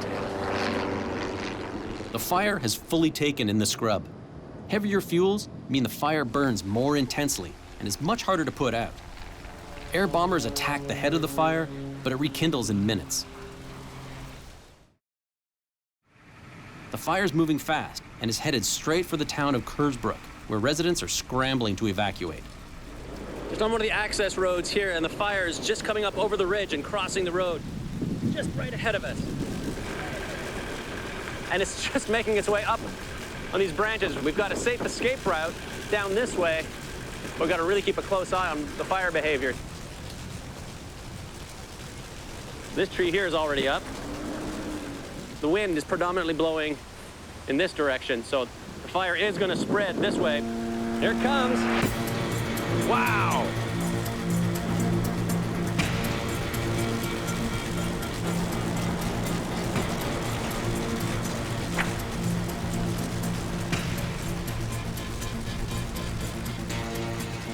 In just a few hours, the fire has left a path of destruction through the hills 10 miles long and a half-mile wide. Water bomber.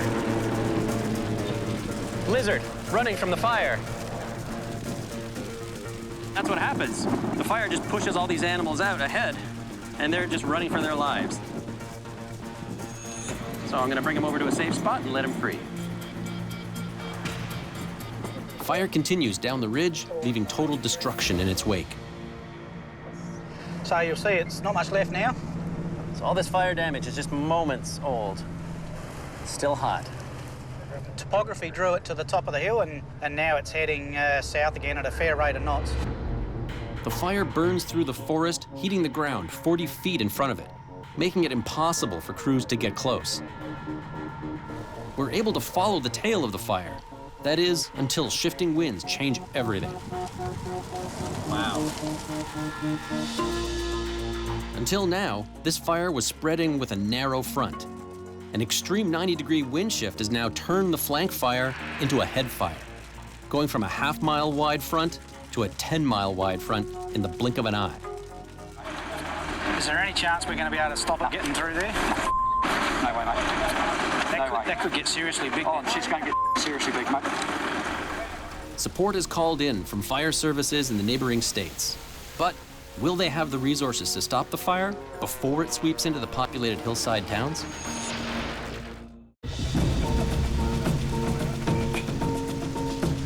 Right now, there's basically nothing that the firefighters can do. They're trying to protect some of the assets, homes, farms in the area, but that's all they can do, try and slow it down. It goes to show how capricious fire actually can be. All it takes is a little ember from a fire that we thought was out to just light up the whole area. And the bigger the fire, the more erratically it can behave. Smoke devil! On rare occasions, fire whirls can develop and throw burning debris miles away.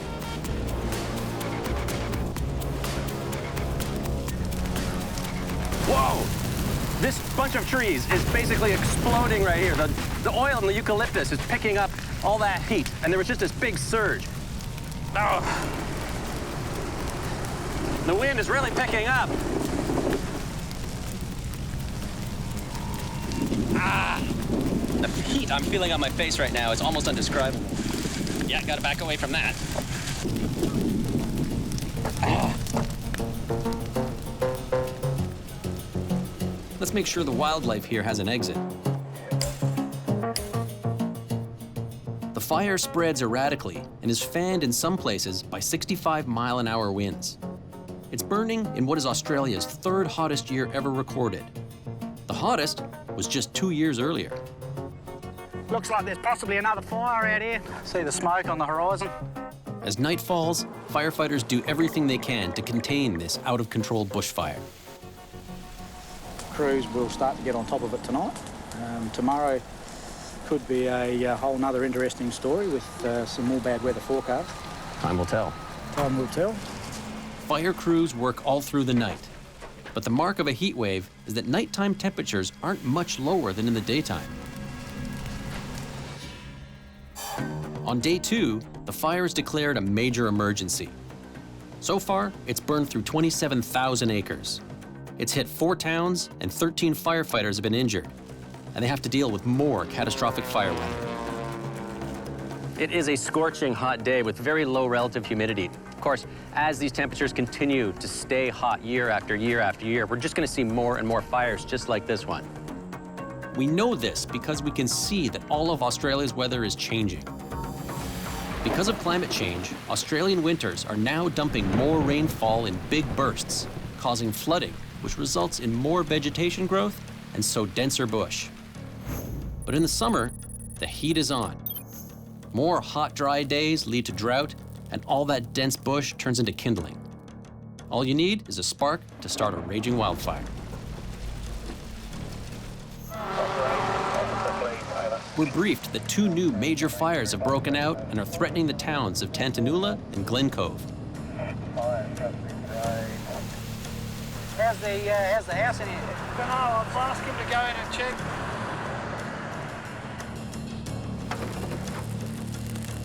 This family got out safely, but nothing could be done to save their farm. This is the reality of living in South Australia. It's inhabitable, but just. It's really astounding to see the power of these wildfires, just the tremendous speed at which they can spread, how hot they can burn, and how much of an effect they can have on the people that live here. Over the next 4 days, 20 homes are destroyed and considerable livestock and crops are lost. But luckily, no one has died. That's not been the case in the past. The country's worst ever natural disaster was a bushfire. We're finding more bodies as we gain access. In 2009, 173 people died in the Black Saturday fire. Will firefighters in South Australia be able to stop this fire from turning into a similar disaster? By day 5, fire crews in South Australia are exhausted, but they continue to do everything they can to protect surrounding communities.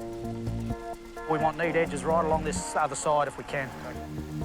What really impresses me is the response that you guys have. So many trucks, so many volunteers. The people around here really do seem to listen to the warnings. Yep. And obviously, some places, all you can do is stand back and watch. There's nothing you can do in a lot of situations. So, yeah.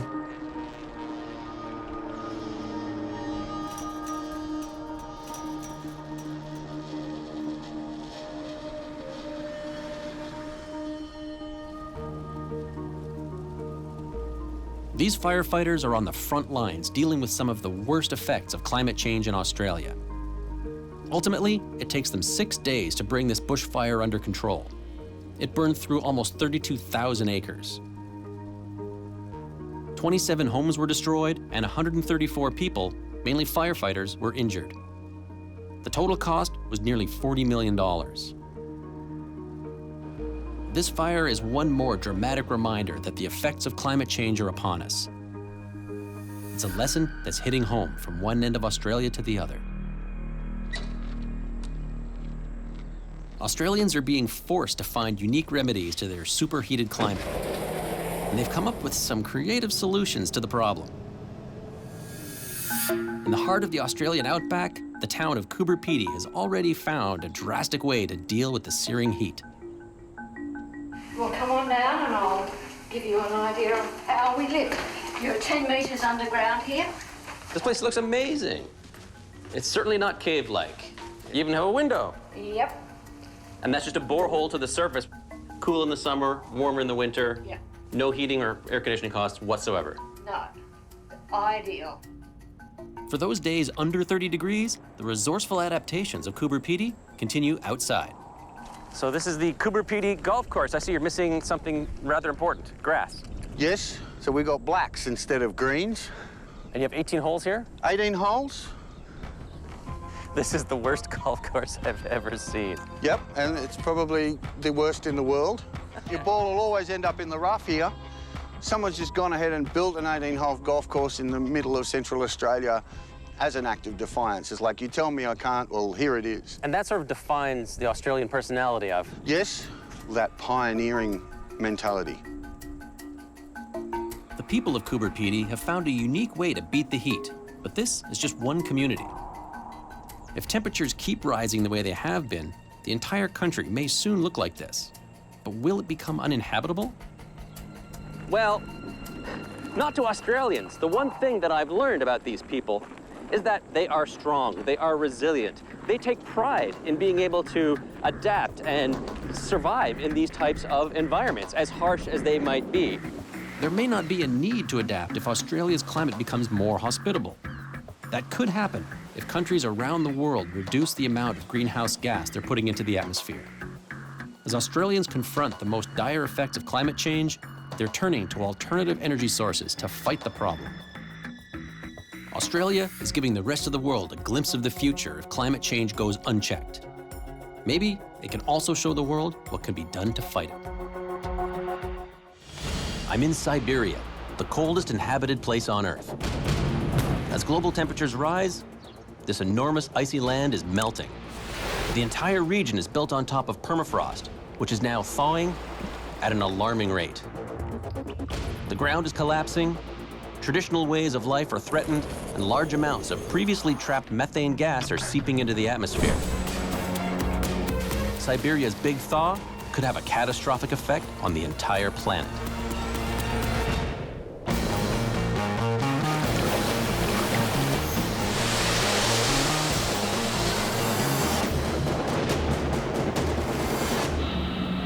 This is red-eye flight number 3 of 3, heading to the city of Yakutsk in Siberia.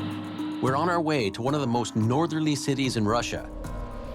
Just 280 miles from the Arctic Circle, 6 time zones from Moscow. I'm joined by Aliona Pimenova, who'll be my translator and guide as I travel to some of the coldest places on Earth. It's my first time in Siberia. It's an enormous region that covers 77% of Russia. To put it in perspective, it takes up about 10% of the land mass on Earth. It is massive, and a good portion of that is permafrost. That land that is frozen all the time except for that top layer that freezes in the winter, thaws in the summer. 70% of Russia lies on permafrost. It's a permanently frozen layer below the Earth's surface, made up of layer after layer of soil, sediment, rock, and ice, built up over thousands of years. So, how deep does it go? Yakutsk has what I need to find out. The deepest hole in permafrost anywhere. And it just so happens they're doing maintenance on it today. They're going to work right now. They're trying to get rid of the ice. It's called the Shergan Shaft. Started in 1827 and now 380 feet deep, built to explore how far down the frozen ground goes. It's really amazing how deep this shaft really is. There's a chart here on the wall. The worker that's down there right now is about here. It goes a long way down. Information acquired here shows that the permafrost in Siberia is some of the thickest in the world, 1.5 miles deep in some places. The entire city of Yakutsk is built on it, which has led to some peculiar adaptations. One thing about building a city on permafrost is the top layer, well, it's not so permanent. So a lot of the buildings here in Yakutsk are actually up on these concrete stilts. It's the only way to keep the foundations from warping when it melts and refreezes. Installing and repairing pipes in frozen ground, extremely difficult. So what they've done is put them above ground and insulated the hell out of them.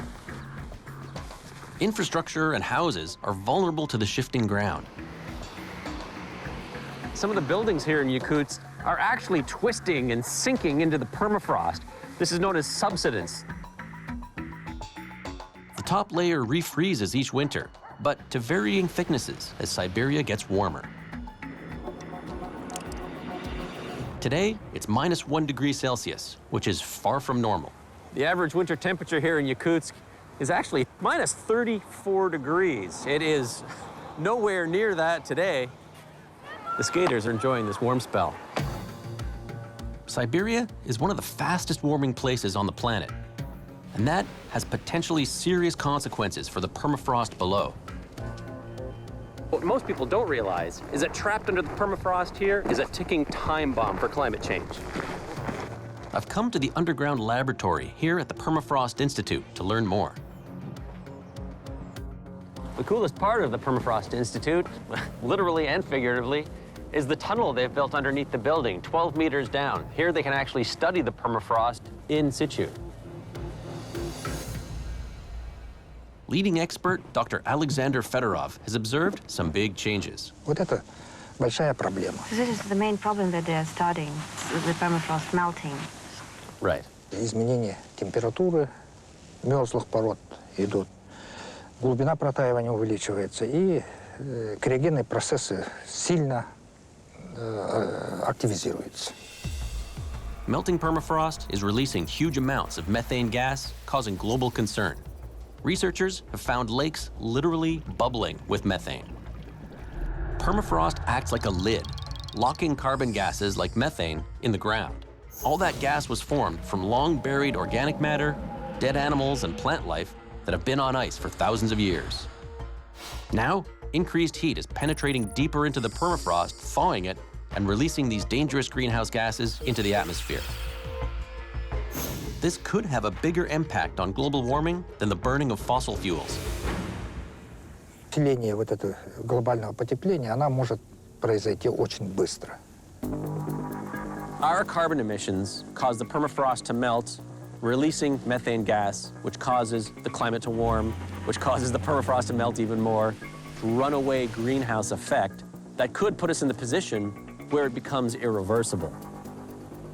Every year, Dr. Fedorov and his team drill deep into the ground to analyze changes in the permafrost. How far down do you drill? 5 meters, 6 meters. That's some tough stuff. Dr. Fedorov probes the permafrost in many locations. And what he's seeing in northern Yakutia is alarming. We have surface subsidence more than 2 meters. Surface subsidence of 2 meters. Subside. As the icy permafrost melts, the ground sinks. The formation of thaw ponds and lakes is rapidly increasing all over northeastern Siberia. You're seeing dramatic changes. Yes. Scientists predict that the area of permafrost in the northern hemisphere will decline by 20 to 35% by the middle of this century, releasing a monumental amount of greenhouse gas. But as the ground melts, it's also unearthing some fascinating finds. It looks like roadkill from last week, but it's 12,000 years old. While the melting permafrost is a major concern, there is one positive side effect. the thawing has led to some incredible discoveries. It's not just methane gas that's released by the melting permafrost. Sometimes things like woolly mammoths are found here, and Yakutia is the place in the world to find these frozen prehistoric creatures. There's a researcher here who's going to show me exactly what that's all about. The Mammoth Museum houses the most diverse collection of ancient animals in the world, some of which were recently exposed in the thawing ground. Do you think that as our climate gets warmer, it'll be easier to find more of these mammoths? Да, возможно, есть какая-то связь. Да? Сейчас вот у нас на севере Якутии образовалась огромная дыра в земле, котловина, где вот нашли вот этого бизончика, который там лежит, и тушу лошади. Today, Professor Grigoriev is taking me behind the scenes to show me some of his most impressive discoveries. Most important place in museum. Yes. Wow. Mammoth tusks. Yes. Very good preserved. Tusks of Malalechovsky mammoth. With blood, with muscles. And one of the first domesticated dog on What the is the road. first domesticated dog? Geological age, 12,500. 12,500 years old. The pressure of layer upon layer of built-up ice flattened this dog. It looks like roadkill from last week, but it's 12,000 years old. You can see the teeth and the hair, everything here. It's amazing. You can find similar find only in Yakutia. In Yakutia. Without a question, this is the strangest walk-in freezer that I've ever been in. The discovery of prehistoric animals demonstrates that the land is thawing, but how much of it is melting is so far unknown. So I've met with the scientists, but what I want to do next is meet with the people who live off the land. I want to see how the melting permafrost is affecting them. I'm hitting the road and heading far north to some of the most isolated communities in Russia. I'll be camping with reindeer herders along the way to my ultimate destination, Oymyakon, the coldest town on Earth. Eliona! Oh. Eliona and our driver Artum will be making the journey with me. It's going to take 4 days of driving in treacherous conditions. First, we need to get across the Lena River, which for now is frozen solid. At least that's what I like to believe. Today is about a 8 to 10 hour drive getting from Yakutsk up to Kandiga, and that's where I'm going to be spending the night. And back onto solid ground. We're now on the Kolyma Highway, otherwise known as the Road of Bones. It looks like any other road, but very few roads have the history that this one does. It was built during the Stalinist era by the prisoners of the infamous Gulag labor camps. The skeletons of the forced laborers who died during its construction were just buried into the road itself. The road is notoriously treacherous. It was laid on permafrost, so it's twisted and uneven. In places, it's very narrow and covered in a layer of thick snow. A common practice during the coldest part of the year is to never travel alone. If you break down and you've got no help, bad things happen very quickly when it's minus 50. It doesn't take long before we spot trouble up ahead.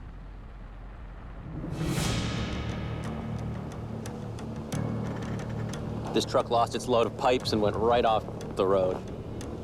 I've heard so many stories about this road, how dangerous it is. Usually the weather conditions are bad. This road lives up to its name.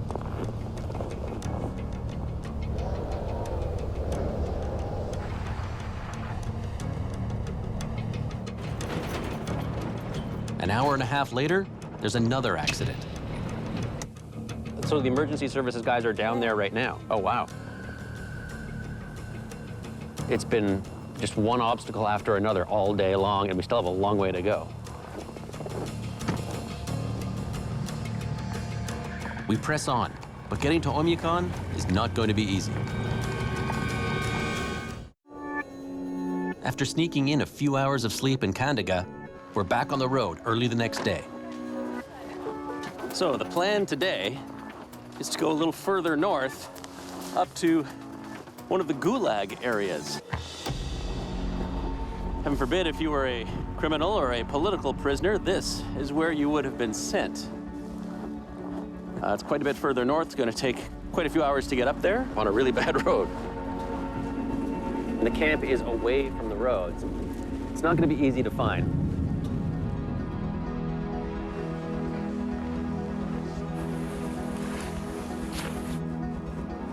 There's a lot of barbed wire here. There's another building down there. The gulags were a vast system of prisons that spanned the entire Soviet Union. And between the 1930s and early 1950s, between 15 and 20 million people working hard labor, long hours, in all conditions, all seasons. Horrible. Work people to death. To honor the prisoners, locals have built a museum in their memory. Many were convicted of the most minor offenses, like Anna Aminalova. Она в 43-м году, 14-летняя девочка, ее отправили по этапу Магадана, осудили на 10 лет за то, что она, воровала килограмм картошки. She survived, and her story can be told. But many did not make it out. These gates are not particularly high, not particularly strong, but then again, they didn't need to be in this terrain in Siberia. If you escape, you faced almost certain death in the wilderness.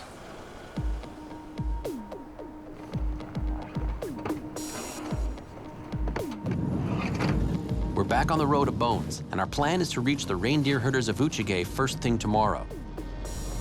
It's slow going, and we're down to one lane when we hit another roadblock. This is actually a pretty serious situation right now. We have several vehicles stuck on this road, and no one can move in either direction. Not good. Thankfully, it's not minus 50.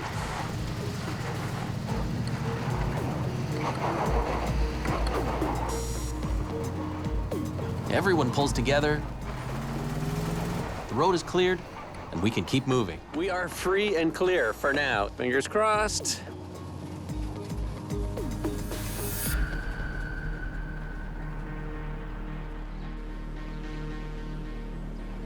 Time to switch up the mode of transportation. I'm joining the local reindeer herders for a journey into the wilderness. Their 1,400-year-old way of life is being threatened by the changing climate, and I want to understand more. Off to the next leg of my adventure. On a reindeer sled in Siberia. Woo! It's like dog sledding with less barking. Reindeer herders rely on the income from selling reindeer meat, a staple in this part of the world. They're constantly moving and must trek every few weeks across this vast wilderness to find new pastures for their reindeer to graze. Whoa! Whoa! Ow. Oh. We just had some kind of harness failure. Ouch. After 3 hours of sledding, we've hit base camp. It's home for tonight. The temperature is minus 20, which is actually warm for this time of year, a trend the local herders have noticed.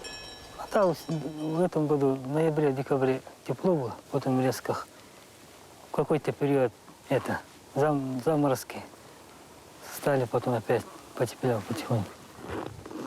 Every aspect of their life revolves around the weather, and they have to be able to work with it, work around it, and still be able to prosper and survive. But now, the warming climate and melting permafrost is slowly killing off the reindeer. Mikhail Pogodayev has lived with the reindeer his entire life. He now advocates for their survival. When the climate is changing and you see that there are changes on the snow conditions, the reindeer will starve if the pastures will be packed with the ice. As warm spells increase, the snow melts, leaving a layer of water. But in a snap freeze, an ice crust forms that the reindeer can't penetrate to find food. 12,000 reindeer died of starvation last year. For the herders, climate change is very real. I'm camping out with the herders for the night. They're preparing a hearty meal, stew, hot tea, and vodka. The tradition they have here is to make a little sacrifice before every meal. Usually a bit of food or maybe a splash of vodka goes into the fire for good luck and health. It's time for bed. The sun is going down, and so are the temperatures. It's minus 40 degrees, and it's shaping up to be one of the coldest sleeps of my life. Tomorrow, the pole of cold is in our sights, and even this place isn't immune to climate change. The fire died about halfway through the night. Whew. Inside the tent, that's what happened to my water. It was kind of cold. It's time for me to leave the reindeer and carry on my journey north. We head out. We make sure to load up at the last gas station before Oymyakon. After a day's driving, we make it to our final destination, the coldest town on Earth. It's a bumpy arrival. I guess this is the kind of roads you get when you build your town on permafrost. The road just twists and buckles. In the 1920s and 30s, it was a seasonal stop for reindeer herders. Now, it's a permanent settlement of just 500 people. I finally made it to Oymyakon, the pole of cold. And on February 6, 1933, they recorded a temperature of minus 71.2 Celsius, extremely cold. Nowhere in the Northern Hemisphere has a temperature that low ever been recorded. It may be cold out, but our reception is warm. The locals are performing a traditional welcoming ceremony for us.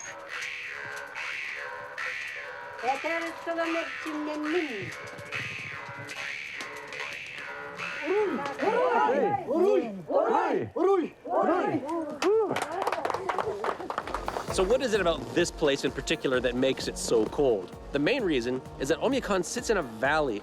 The cold air is trapped by these mountains, and it just sits there and pools.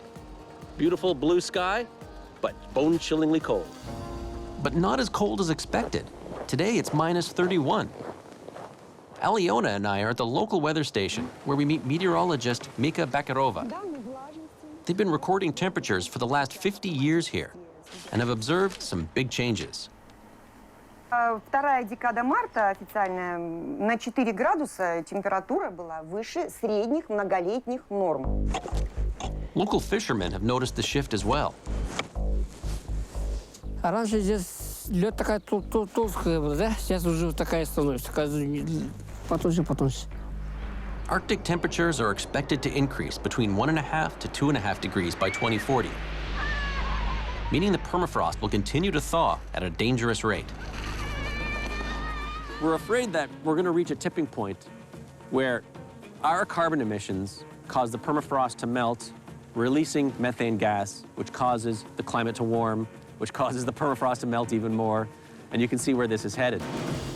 There's no doubt the temperature here is warming, but if global greenhouse emissions can be reduced, it may not be too late to halt this rise and keep the permafrost frozen.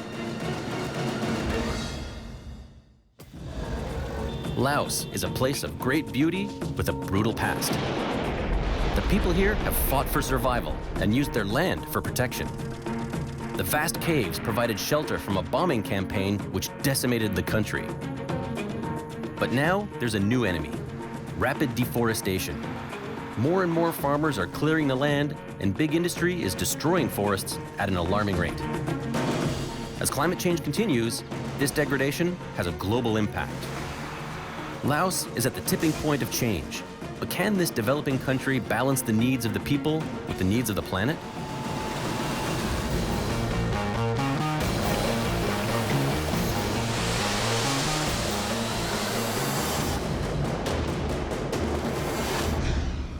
I'm in Southeast Asia, in the small landlocked country of Laos. I've landed in the capital of Vientiane. Laos is one of the last remaining communist countries in the world. Here, the pace of life is slower. The people are poor, but rich in tradition and history. Every morning, the local monks walk down the street to the temple, and people give them food, and that's their sustenance for the day. Its geography is breathtaking. Limestone formations, called karsts, are surrounded by lush forest and a land rich in resources like timber and minerals. But increasingly, this small country is under big pressure. Its climate is changing, the dry seasons are getting longer, and its disappearing forest is causing global concern. I'm on a journey to find the source of these problems.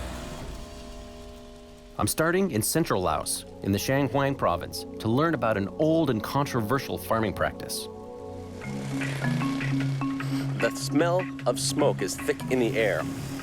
It looks like it's foggy, but it's actually smoke up in the mountains.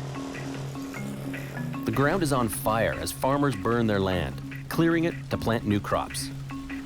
It's called slash and burn and happens for 4 months every year during the dry season. On the hillside behind me is a really good example of a typical slash and burn for here in Laos. What the farmer has done is cut down the old vegetation, let it sit and dry out for a while, and then set it on fire to get it ready for the next crop. Farmers are poor, and the terrain is steep and difficult. Slash and burn is the most practical technique they have to fertilize the soil and grow their crops. Wow. Got a significant burn operation going on here. It's an agricultural practice dating back thousands of years. It's not pretty, but it is effective. During the burn, carbon enters the atmosphere as CO2, but after, a mineral-rich residue of potassium, phosphorus, silica, and other minerals are left, providing nutrients for the rice crop.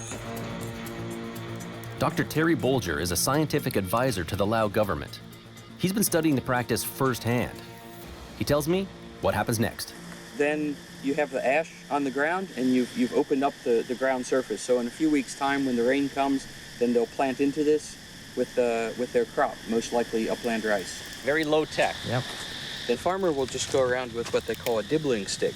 So it's just a stick that's maybe a bit pointed on the end, and they'll poke holes at about 25 centimeter intervals, and then in each hole they just drop a few rice seeds. In the next stage, the monsoon rains will fall and help all those nutrients sink into the soil. Farmers rely on the rains to nourish crops, but the dry seasons are lasting longer, so the harvest could be drastically reduced, and that affects entire villages. These bigger burns, it's actually going to be the fields of multiple families from one village.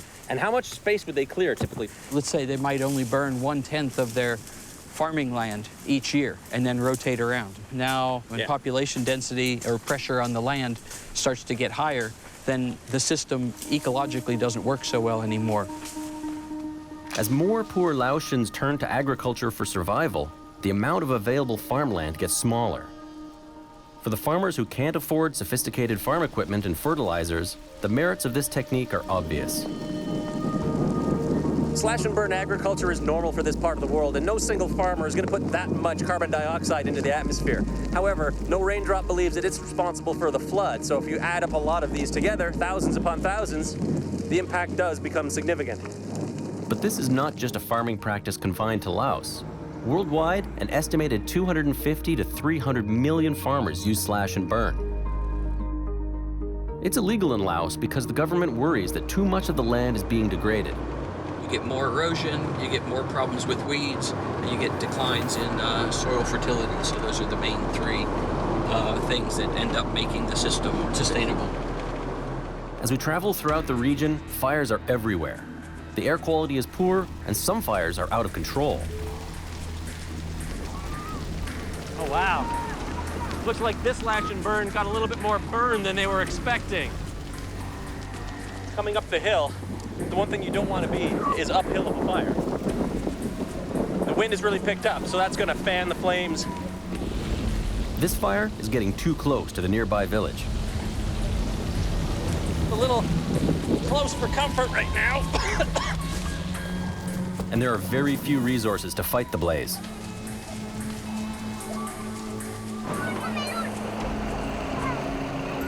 Right now, all these little kids are scrambling down the hill with this fire hose because they're fast and they can get through the bush really, really quickly and get that hose to the fire. That sound.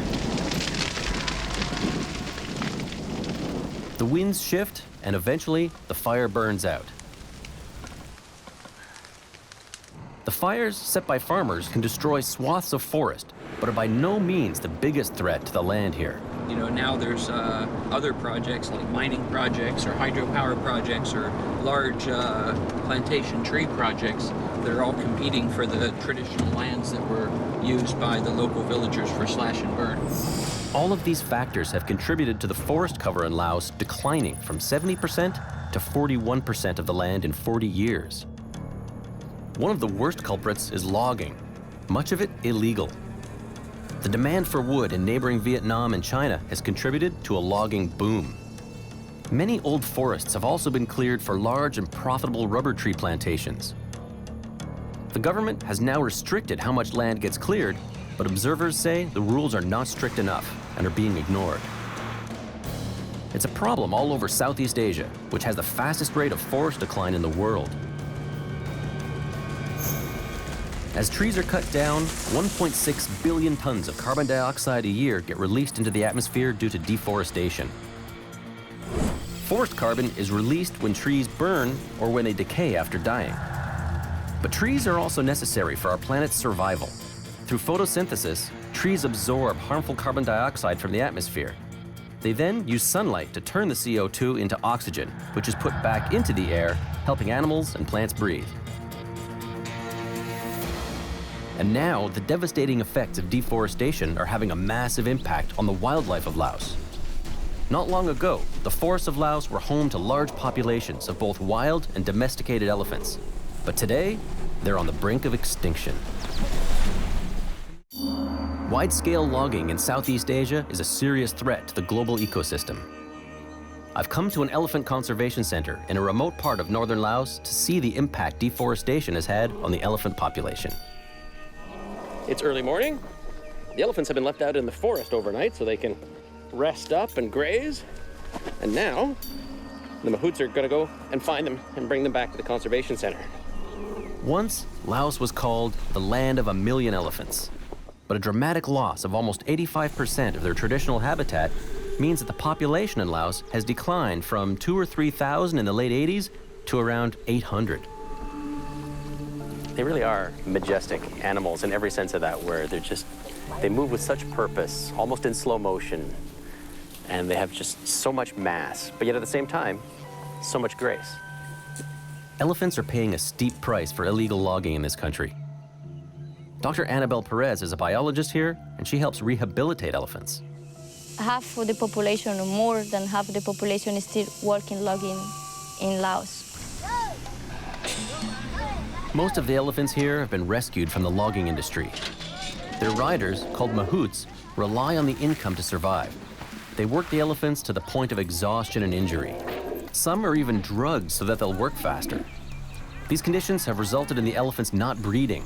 Their numbers have plummeted. For years and years, we treat them like they are slaves, you know? So, and I think now is the point to change this. It's time now to admire them again and respect them. The center is encouraging mahouts to give up logging and use their elephants differently.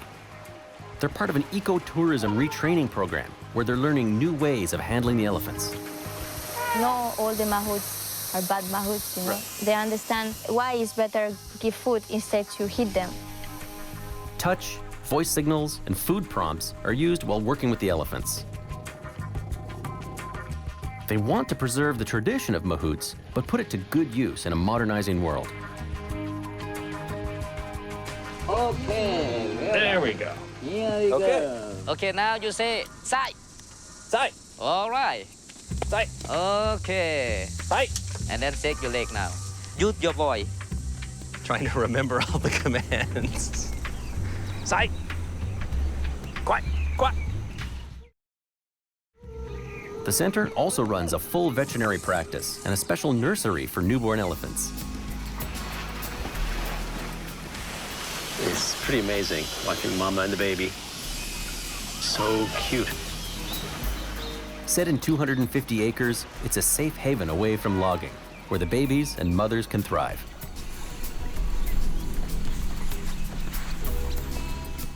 This area is specifically for the elephants to interact and socialize. on their own, without the mahouds, without people around, just doing their thing. Do you think the future is bright for the elephants of Laos?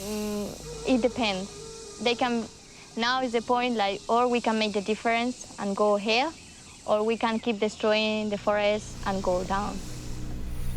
Elephants are not the only ones who've struggled for survival. Not long ago, Laotians themselves had to reshape the environment to save their lives. Laos's relationship with its environment has always been one of adaptation. Working with nature to survive in difficult circumstances is nothing new for Laotians. It's impossible to come to Laos and not talk about UXO, which stands for unexploded ordnance. Bombs. Lots of bombs. Just 40 years ago, millions of bombs were raining down on Laos during the US secret war here. You can see remnants of them everywhere. During the Vietnam War period, the Americans dropped more bombs per capita here in Laos than any other country has been bombed in the world. To survive, the villagers and opposition communists sought refuge in the vast caves in the hills. Terry and I are going into the Vien Sai caves. That is one serious door. This cave was a hospital. Look at a stack of hospital beds. Yeah, incubator. It was built in the late 1960s at the height of the bombing. This part of this cave was mainly used as an operating room for treating people and a maternity ward. What an interesting place to have a baby. Yikes. Being bombed in a cave. There were more than 400 caves in this area. Elaborate warrens of tunnels connected eating and sleeping quarters, schools, workplaces, military barracks, and government offices. Up to 20,000 people were living in these caves. They could hide in here for years. It just goes on, doesn't it? They knew that they were in for the long haul. They've reinforced the ceilings, expanded some of the passageways.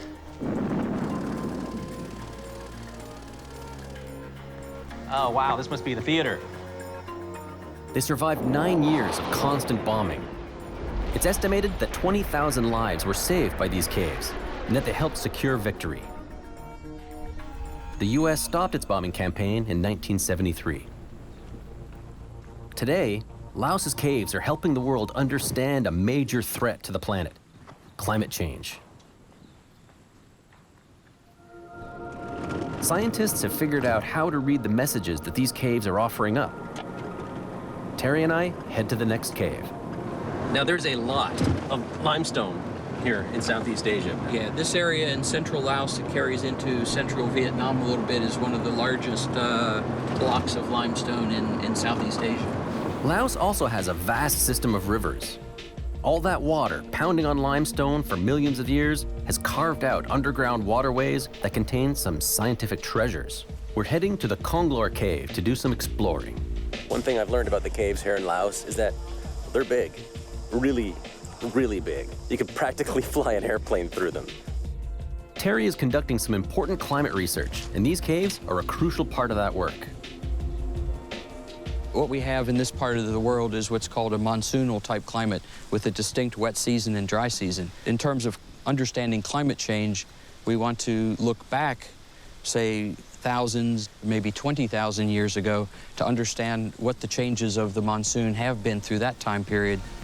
Knowing how seasons fluctuated in the past can help Laotians understand how long they should expect wet and dry periods to last in the future.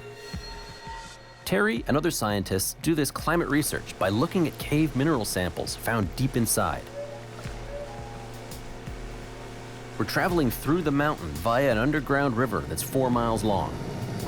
So what's the name of this river? Hin Bun, Limestone River. That's appropriate, considering we're under millions of tons of it right now. It's pitch black in here. Our flashlights have to work hard in this massive space. Basically going upstream right now. We're looking for stalagmites of just the right age to help with Terry's research. Millions of years worth of water dripping from above during wet periods and then evaporating when it's dry have left behind telltale marks on these structures that are a virtual record of Laos's climate through the ages. Real shallow spot. And there's a waterfall here. We hit rapids. These caves are dangerous and unpredictable. This scientific expedition is becoming a white-knuckle adventure. We're navigating some unexpected rapids deep inside the belly of a mountain. But it isn't long before we're through. Little elbow grease gets you through anything. We continue through the darkness. We're looking for the best stalagmite for Terry's research. Let's go have a look. We need to find a stalagmite that Terry can tag and monitor over the next few months. He wants to find an active one and then see how much water drips on it in the upcoming wet season. Oh, it's beautiful on this side, Terry. All right, get an estimate of how tall this column of formations is. So let's see, to that flowstone over there. In the future, the chosen stalagmite will be removed and put under the microscope for deeper analysis. Scientists can read its cross-section like a history book. Get a distance to the wall. Stalagmites are particularly useful for climate research because they contain several different climate records, such as oxygen and carbon isotopes. Okay. Looks like there might be some standalone stalagmites over this way. Watch your step. Look at this big mama. Too big for what we want today. What about Junior here? A little more manageable size? I think this would work for us. You know, probably we're looking at somewhere in the tens of thousands of years here. So what I'd like to do is put a piece of flagging tape at the point where the drips would hit. And then we can capture some of the new calcite formation on the top of the piece of flagging tape. So if we come back in, say, 3 or 6 months' time, that'll help us to decide whether this is the one that we want to take to do the detailed work on back in the laboratory. So we have this great opportunity to try and see what the climate has been like in terms of dry and wet for tens, if not hundreds of thousands of years in the past. That's right. Very cool. With our sample found and tagged, it's time to navigate our way out. The work done here will help our global understanding of how climate has been changing over time. Southeast Asia is currently going through unpredictable dry and wet seasons. Information about how those cycles behaved in the past will make the changing of the seasons much more predictable. The limestone karsts and caves of Laos have remained relatively untouched for centuries. For that reason, scientists are only now discovering that on top of these towering limestone formations are pristine ecosystems, little gems of biodiversity. But now, the karsts and the unspoiled world they support are under grave threat. There's a spot where there's a scar on the side of the limestone, and that's where the local cement company has come here and is actually excavating and mining that limestone to use in their cement production. So at some point, this will end up being completely gone. Limestone is the key ingredient in cement. What a lot of people don't realize is that the production of cement is so widespread. It's the #2 resource used in the world just behind water, and it's actually a tremendous source of greenhouse gases. It takes, I've heard, between 7 and 8 tons of carbon dioxide gets pumped into the atmosphere for every ton of cement that is constructed. Right now, there are 12 cement factories in Laos, but the country wants to increase production to meet the demands of change. In order to modernize, Laos plans to improve infrastructure, such as roads, dams, and housing. Depending on how those plans are carried out, those changes can either be devastating to the environment or have virtually no impact at all. The government will need to take a more active role in the protection and management of its farmland and forests, and resolve to harvest natural resources in a sustainable manner. If they do that, they stand a good chance of being one of the few nations to find a way of modernizing while reducing poverty and fighting climate change at the same time. Laos is well positioned to hit that very rare environmental home run. As global temperatures rise, the polar ice caps are disappearing at an alarming rate. As a result, more and more icebergs are showing up in the warmer waters of Canada. Tracking the growing number of icebergs is crucial because understanding how they move and how they disintegrate is the key to understanding the melting of Arctic ice. I'll see how it's done. From above, The waves just shooting high up into the air up against the bergs. from below, and from the very top of an iceberg on the moon. I'm gonna place the beacon. Melting ice is Earth's warning signal, and icebergs are sounding an alarm bell about our climate's future.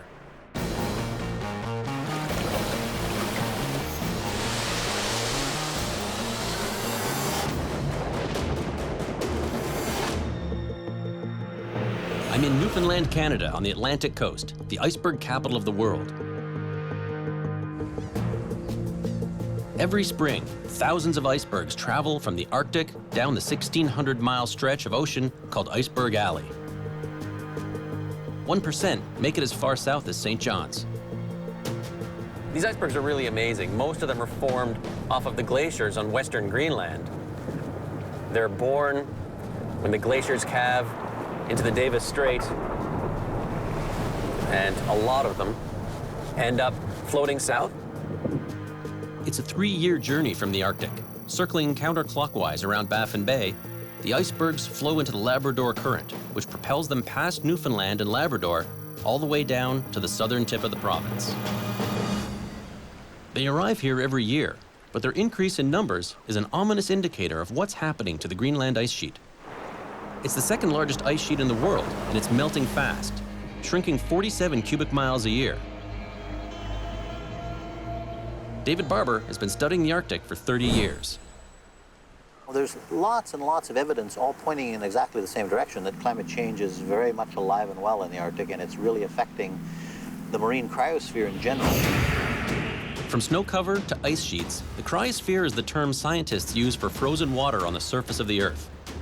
And right now, it's in a precarious state. The melting is leading to a rise in ocean levels worldwide, a big threat to coastal communities. The warming waters are also affecting global weather patterns. And that's not all. The melting of the Greenland ice sheet is accelerating the production of icebergs. They're massive, they're very dense, and if you're in a ship that hits one of those, it's going to cause a tremendous amount of damage. Nowhere else in the world do icebergs intersect with major shipping lanes and fishing zones.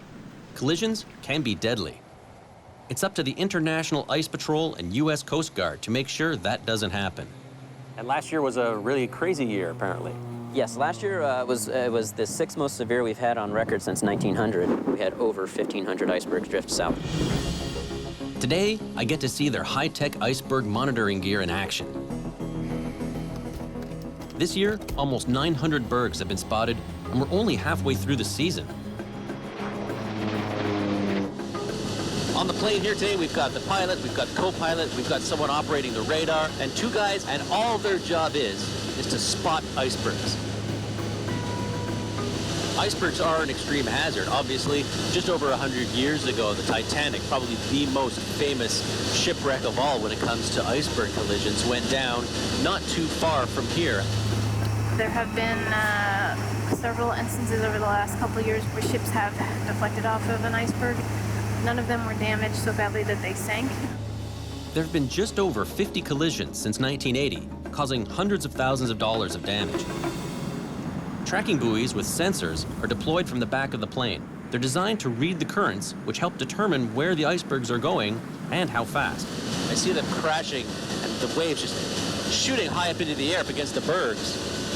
From up here, looking down, it's really hard to tell just how big these icebergs are. Icebergs can vary in size, from that of a small car to ones the size of Manhattan. The Ice Patrol is collecting some of the most detailed information for this area. It's entered into a database and shared internationally with climate scientists studying what happens to icebergs in warmer water. Of course, the Arctic and Antarctic regions are the places on the planet that are most affected by climate change right now. Global temperatures there in the polar regions are about double what they have been. And as temperatures rise, the speed of the glacier will actually increase. And of course, the faster that glacier is moving, the more of that ice is going to end up in the water each year. Melting Arctic ice disintegrates spectacularly into icebergs. The Petermann Glacier in northern Greenland caught the world's attention in 2010 when satellite images captured a 100 square mile ice island breaking off. Just 2 years later, another one, 50 square miles, also fell away. Scientists are trying to get an idea of what will happen in the future. Brad DeYoung is a professor of oceanography at Memorial University. What you're always looking for are the big changes, but to determine those, sometimes you have to separate out the kind of the year-to-year variability. The variability one might expect to see decade to decade, but the other is the larger scale kind of climate story. In order to understand the rate of change, oceanographers are now studying icebergs in more detail, because the way icebergs break up down here mimics the disintegration of the ice shelves in the Arctic. What we want to do is to make measurements on different kinds of bergs in different situations, and also we look at a particular iceberg and ask what's happening to it. And so make repeated measurements of the same iceberg, see how its shape changes, over time, how it's melting. Melting ice shelves are very bad news. Ice shelves are dense floating sheets of ice at the end of a glacier, sometimes up to 3,000 feet thick. They're vital because they act as a huge doorstop, pushing against the glaciers, slowing their flow into the ocean. Without ice shelves, the glaciers would melt more rapidly into the sea, causing a rise in global sea levels. Today, I'm in Conception Bay at the southeast corner of Newfoundland. I'm taking a closer look at icebergs that have made the 1,600-mile journey from Greenland. I want to see how they travel through these waters. If we've got changes in the environment, such as warmer waters, different currents, different wind patterns, it's going to affect how these icebergs travel through Iceberg Alley. So the mission is to get out and actually climb onto one of these icebergs and place a satellite tracking beacon on it. I'll then be able to track it over the next few days. Cotton! Iceberg, dead ahead! The cold and the beautiful. Without any warning, these bergs can flip, roll over, or break apart.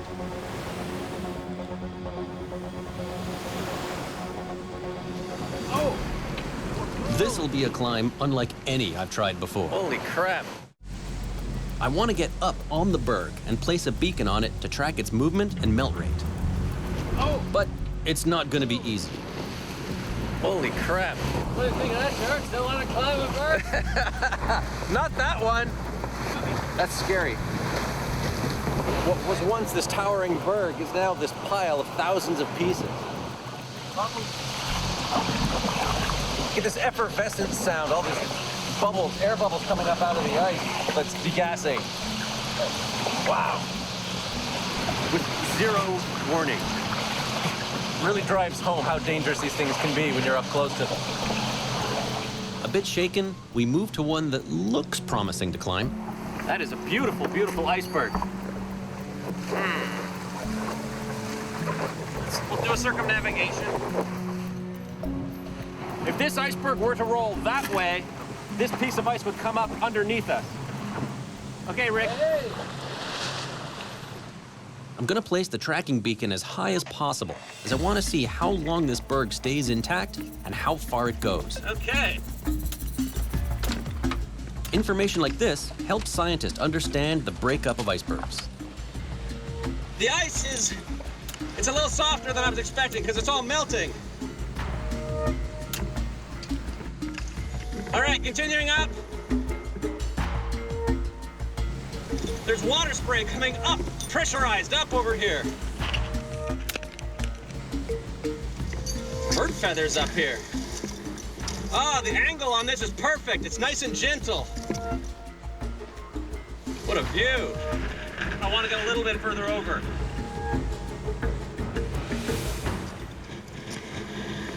I don't dare go any higher up. Too dangerous right here where I'm standing. Here's a good spot right here. All right, just putting an ice screw in right now. Whew. The wind's really picking up here. I'm securing the beacon and tying it off with rope so it can be retrieved later. Okay, the rope is in the water. The tracking beacon is retrievable. I'm gonna start working my way back.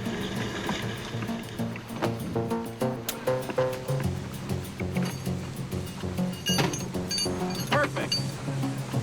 This thing has traveled probably several years down from the Greenland glacier. Now, let's see where it goes from here. Tracking icebergs is one way to study climate change, but I want to explore other methods that'll take me into dangerous waters. Icebergs offer valuable clues about the melting Arctic ice that spawned them. And it's not just the increase in their numbers that's concerning scientists.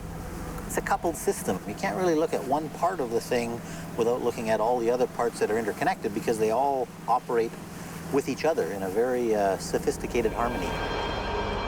Scientists are noticing that sea ice, the frozen seawater, is also melting fast and raising the temperature of the water around it. When you think about the sea ice, we're thinking right now we're going to have a seasonally ice-free Arctic. That stuff that's left at the end of the summer will actually shrink and disappear, you know, somewhere between 2030 and 2050. Disappear completely? Disappear completely in summer. That's scary. The sea ice keeps the oceans cool because when the surface is covered in ice, it's white, so the energy from the sun is reflected back into space, keeping the Arctic cold. But when the ice melts, the heat from the sun is absorbed into the sea, causing it to warm. And when water heats up, it expands, raising sea levels. But that's not the only problem. Melting sea ice and glaciers also change the ocean's currents. In the oceans, we have what's called the thermohaline circulation, the movement of warm water from the equator northward. All that sea and glacier ice melting and mixing together is disrupting those currents. The amount of fresh water that are coming from these things is going to change the circulation patterns of the ocean, because the fresh water is very buoyant, and so it tends to come to the surface and the salt water underneath it, which then affects the currents. Scientists predict that 210,000 square miles of polar ice a decade will melt into the ocean. Changing currents will affect world weather patterns, causing more ferocious storms and extreme snowfalls. The next morning, I head back to Conception Bay. My mission today is to explore the underwater part of these bergs. The base of an iceberg is rarely ever seen, but how it deteriorates in warming water helps scientists understand future melt rates in the Arctic. We hear the phrase tip of the iceberg all the time, meaning that there's a lot more hidden underneath. 90% of an iceberg is underwater. For the largest bergs, that can be as big as a 5-story building. If all goes well today, I'm gonna get to show you what it's like below the surface. A tricky dive, lots of variables, very cold water. So this should be really interesting. Dive master John Olivero is an experienced iceberg diver. There is going to be a little bit of cracking and popping. If you're concerned of any of the noises, just start swimming away. If you see anything coming down at you, away and down. Yeah, way and down. Yeah, it's only dangerous if something goes wrong. Yeah. Here we go. There's a couple of icebergs out in the bay right now, so we're going to try and find the best one to go diving on, get in the water, and actually see these things from underneath. It can be hard for scientists to study these giant moving blocks of ice as they're so unpredictable. We need to find one that looks stable enough to dive near. George, I like this one because if it breaks, gravity is going to take it that way. So you guys got lots of chance to swim away. With the berg chosen, we get suited up.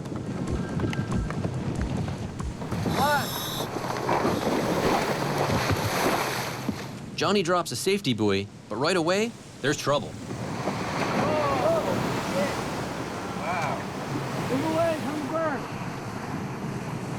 Okay. We reposition further out, and I hit the water.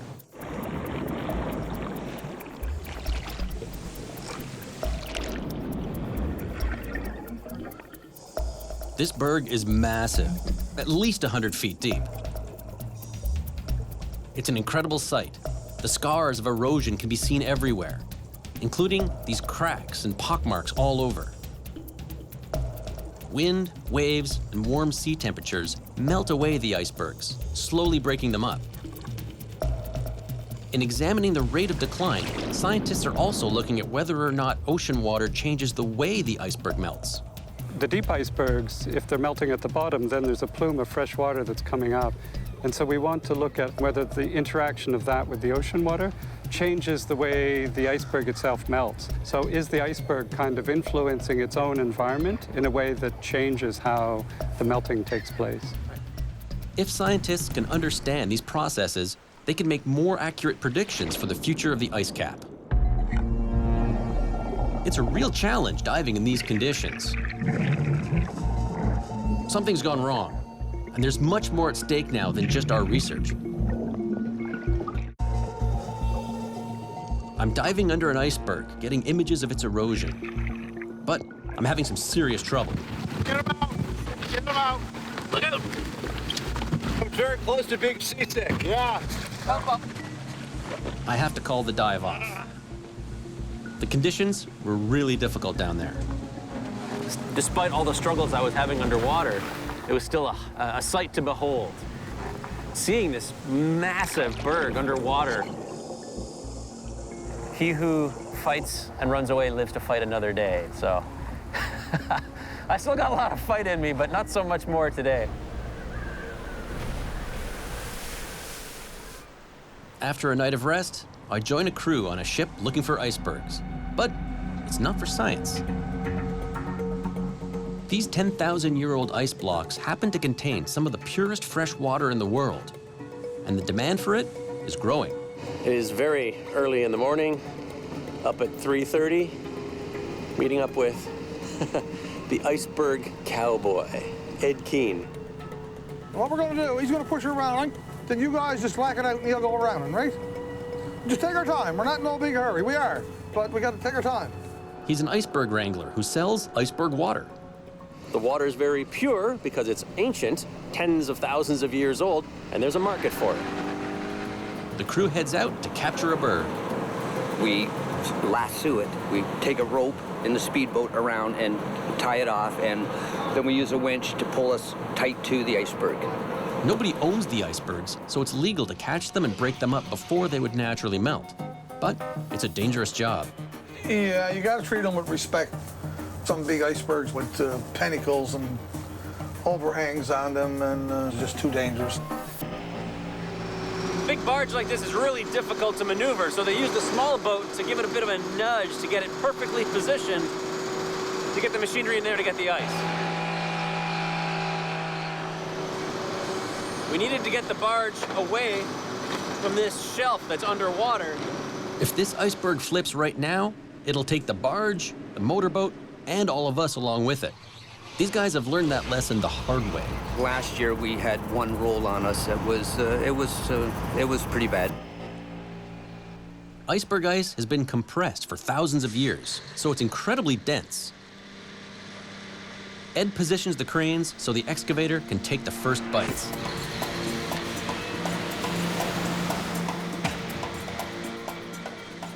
Iceberg ice has been locked in ancient glaciers, which formed before the industrial age, making it free of contaminants.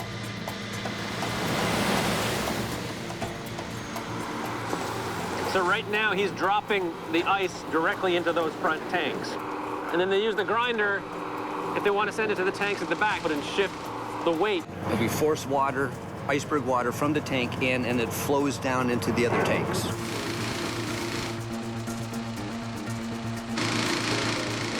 And how many liters of water will you gather in one season? We're looking at probably 1.2 million or 3 this year. These guys have been at it for about 4 or 5 hours now, and they've put a serious dent in that chunk of ice. By late afternoon, they wrap it up and head back to shore with their haul. It's been an adventurous week for me in Iceberg Alley, but before I head home, there's one more place I need to go. I'm going to check on the status of that iceberg I was tracking.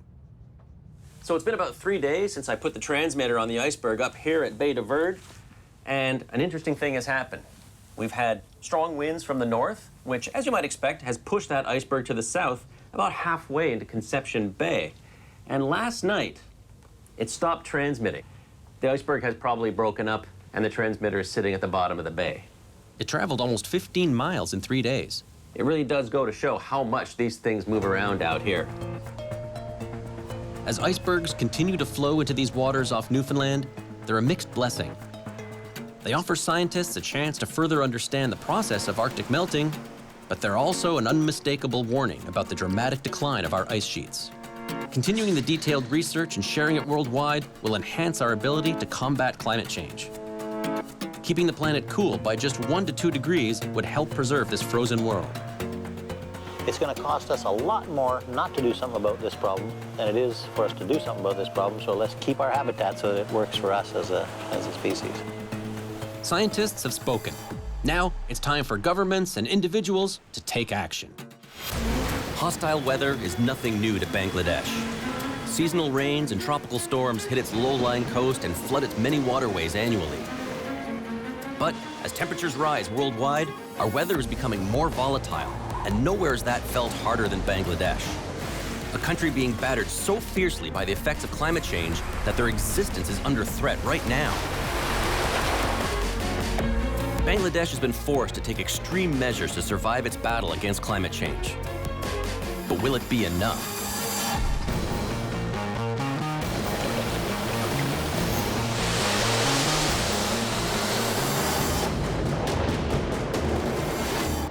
I've traveled halfway around the world, this time to Bangladesh.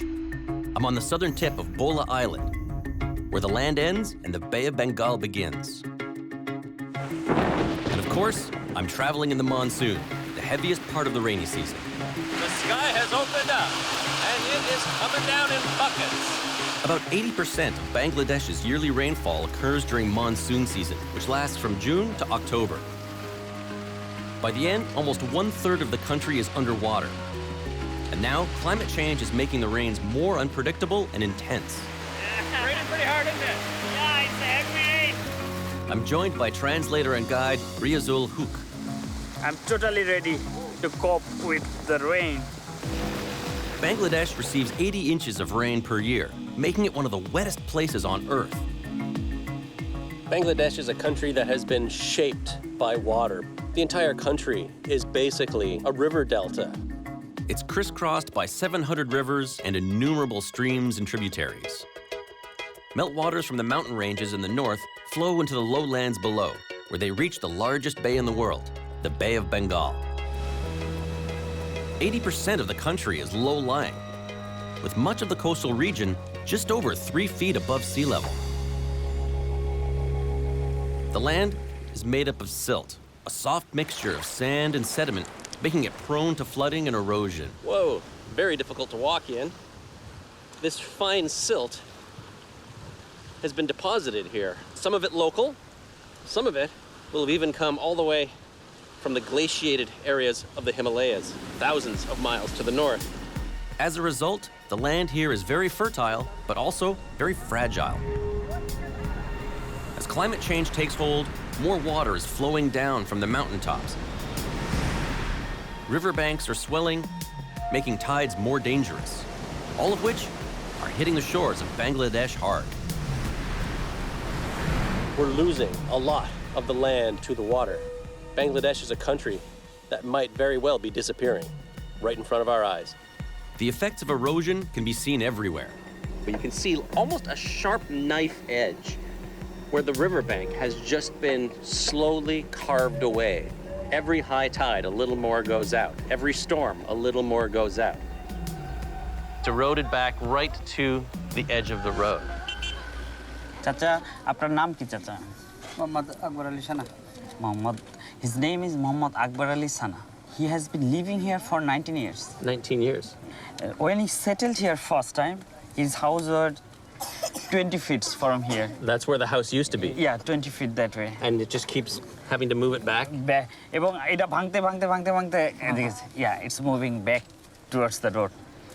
A large population and lack of space means thousands of people are forced to live in these exposed places. Alamgir Hossain is a climate change specialist from the UN Bangladesh Development Program. We have 19 coastal districts, and roughly 60 million people lives here. A recent study shows that, if the sea level rises by 80 centimeters, and if there is no action, then at least Bangladesh will lose around 17% of its landmass. If I only consider the coastal part of Bangladesh, then roughly around 80% of the coastal arable land will be gone. With seas predicted to rise between 30 to 80 inches by the end of the century, it's a very real threat. Already, the sea is encroaching, and you can see how the locals are desperately trying to hold back the water. Is they put up these wooden protection barriers along the riverbank, and it's basically a last-ditch, desperate attempt to keep what remaining land they have from falling into the river. It seems to be working for now, but I don't think it's going to hold for too many more years. As sea levels continue to rise, protecting the coast and its communities is key to this country's survival. And nowhere is this more important than the Sundarbans region, which has the largest mangrove forest in the world. I'm heading west to see Bangladesh's best natural protection against sea level rise and storm surges. The Sundarbans covers 4,000 square miles. 60% is in Bangladesh and 40% in India. It's home to over 500 species of animals, including the endangered Bengal tiger. All morning I've been seeing different fishermen set up with their boats in the middle of the river. The area is rich in natural resources like fish, providing a livelihood for the 3 million people who live in the surrounding communities. We head deep into the jungle. We've taken the boat out early, 5:30 this morning, gone upstream a bit, and now we're just letting the current take us downstream very quietly. There's this strange glowing orb in the sky that I haven't seen in many, many days. The sun has actually decided to make an appearance. This vast forest provides an important natural protection to the coast of Bangladesh. Mangrove trees can grow in salt water and low oxygen soil. Their dense root system helps stabilize the coastline and reduces erosion and damage from waves and storms. But now, increased erosion throughout the region is causing unsustainable amounts of sediment and silt to enter the waterways that flow through the forest. And the protective mangrove trees are suffocating. Dr. Khan tells me why. These creeks are like blood vessels. And the problem is because of the continuous siltation, these creeks are silted out. And once the creeks are silted, all the mangrove roots are blocked. And these are the breathing organs for mangrove plants. Roots are blocked, they cannot breathe, so they die. 200 years ago, the Sundarbans measured about 6,400 square miles. Now, it's down to a third of its original size. Of course, this loss of habitat is having a big impact on the animals that live here. The tiger population has drastically shrunk by 40% in only 10 years. So there are actually a lot fewer tigers than was originally thought. That's not a very big population, between 100 and 200 individuals. No, it's not a big population. If the tiger is gone, there will be too many deer, and they will graze all the seedlings. That's why there will be no regeneration. That will be a catastrophic event. That will be from the apex to the bottom.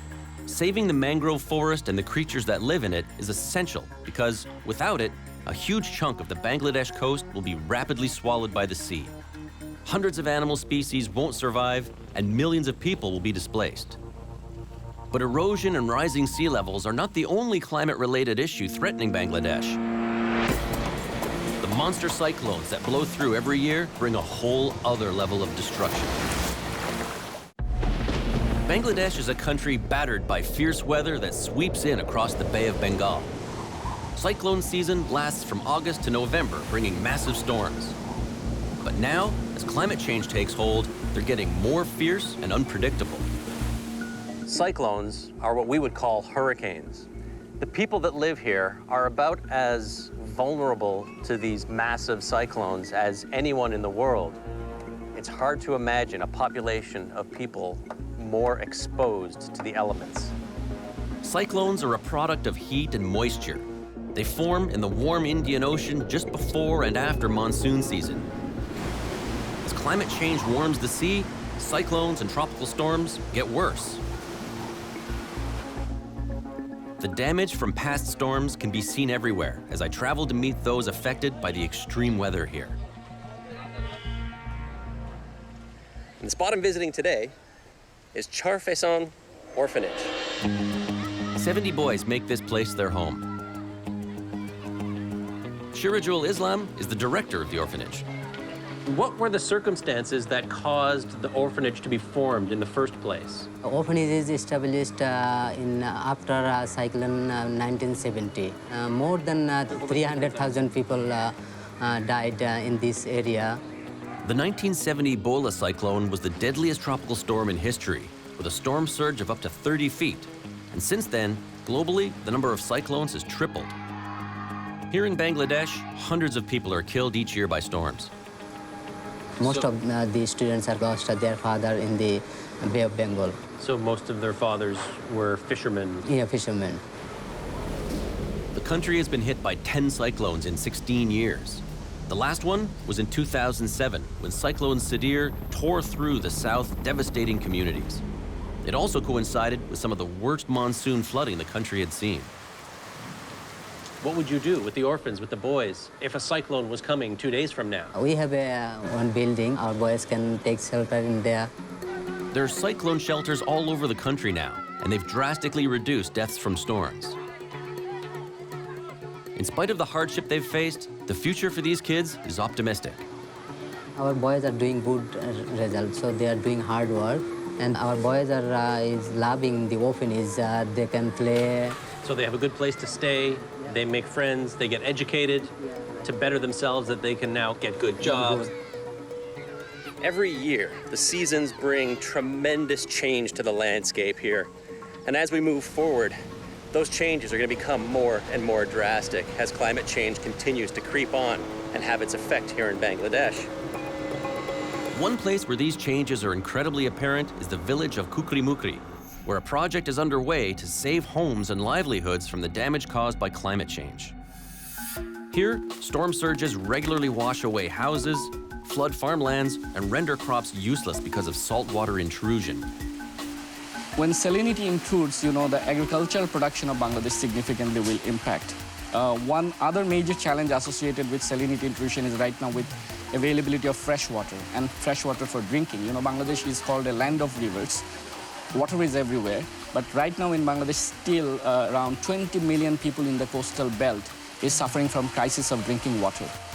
Alamgir takes me around the village to see what they're doing about it. So is this the embankment here? Yeah, this is the embankment here. It's around 14 kilometers long. The sea is on that side. In order to protect themselves, a thick embankment made from mud has been built all around the community with the help of the UN. So I could follow this embankment now all the way around the perimeter of the island for 14 All these kilometers. 14 kilometers you can, yes. Impressive. Just 2 years back, nothing was here. It provides a wall of protection from saltwater intrusion and storm surges 10 feet high. Ponds have been dug to collect the rainwater during the monsoon. Yeah. So this acts as a freshwater reserve. This water can be, purified through, there are very simple techniques. This land normally would not have been very useful, but now there are fish in the pond and there's vegetable gardens all the way ringing around. There are 10 similar projects across the south. But for many along the coast, the flooding can't be stopped, and they're forced to flee.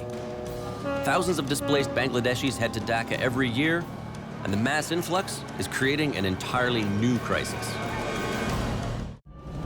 Dhaka, the crowded capital of Bangladesh, where according to the NGO Coastal Watch, every hour another 11 Bangladeshis arrive after losing their homes to rising seas. It's a global problem. Experts predict that by 2050, 250 million people worldwide will be forced to move due to the effects of climate change. 10% will be in Bangladesh. There are some studies going on really to find out climate-induced migration. They can't really afford to have a sustainable livelihood, so they're moving out. The population of Dhaka is exploding. There are 14 million people crowded into 180 square miles, making it one of the most densely populated cities in the world. The city's infrastructure can't keep up. We hail a rickshaw to go and see how the people hardest hit by climate change live. With so many people in Dhaka, jobs are scarce, and many earn just $2 a day pulling rickshaws. For the low-income people, they can pull the rickshaw and they can make some money. Many of them live in the poor neighborhoods, like the one I'm being taken to. This part of Dhaka is known as the Bola slum, and it's named after the island of Bola, where most of these people who live here have relocated from. It was originally built for people left homeless by the devastating 1970 cyclone, but now it also houses people who have simply lost their land from the encroaching sea. This place is totally a labyrinth. It's the definition of hardship. There's only one electricity supply and very little clean running water. This is what life is like for 3 million people living in Dhaka. It's kind of heartbreaking to see because so many families live in just such terrible, poor conditions here, a lot of these people don't have a lot of choice but to come to places like this. Even though Dhaka isn't on the coast, it's surrounded by water and extremely vulnerable to the effects of monsoon rains. And the more that falls, the harder life becomes. I find my way to the home of the Kasham family, who fled Bola 16 years ago. Now, they live next to the city's drainage canal, which regularly overflows in the rain. This is the wall of Dhaka water sanitary system. Okay. Here, there's the pumping system, end of this canal. In Khaleshesi, they have the pumping system. So this area almost go underwater every year. Here on the other side of the wall? Other side, and then come inside. Water level goes up to that mark. You see it, George? Wow. They were flooded, and this area was submerged around for 11 days maximum, once. Even in here, people can't escape the ravages of climate change. If monsoon rains become as intense as predicted, Dhaka won't be a safe refuge for long. I leave, and as I head to the port of Dhaka, my journey is slowed down, not by the weather, but by celebration. Bangladesh has the 4th largest Muslim population in the world and is also the 3rd largest Hindu state. Monsoon season coincides with important festivals for both faiths. It's the end of Ramadan here, and you can hear the prayer call in the background. This city is bustling right now. Eid Mubarak! Eid Mubarak! And in the Hindu neighborhood, they're celebrating the Rath Yatra festival. It is one of the biggest festivals in the Hindu calendar. And boy, do the Bangladeshis know how to celebrate.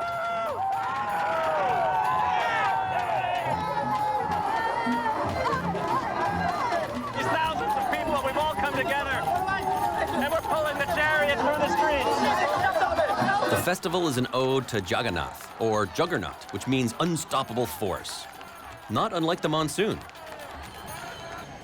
It looks like the Juggernaut, the unstoppable force, is about to meet the other unstoppable force, the monsoon. But the revelers don't let that stop them.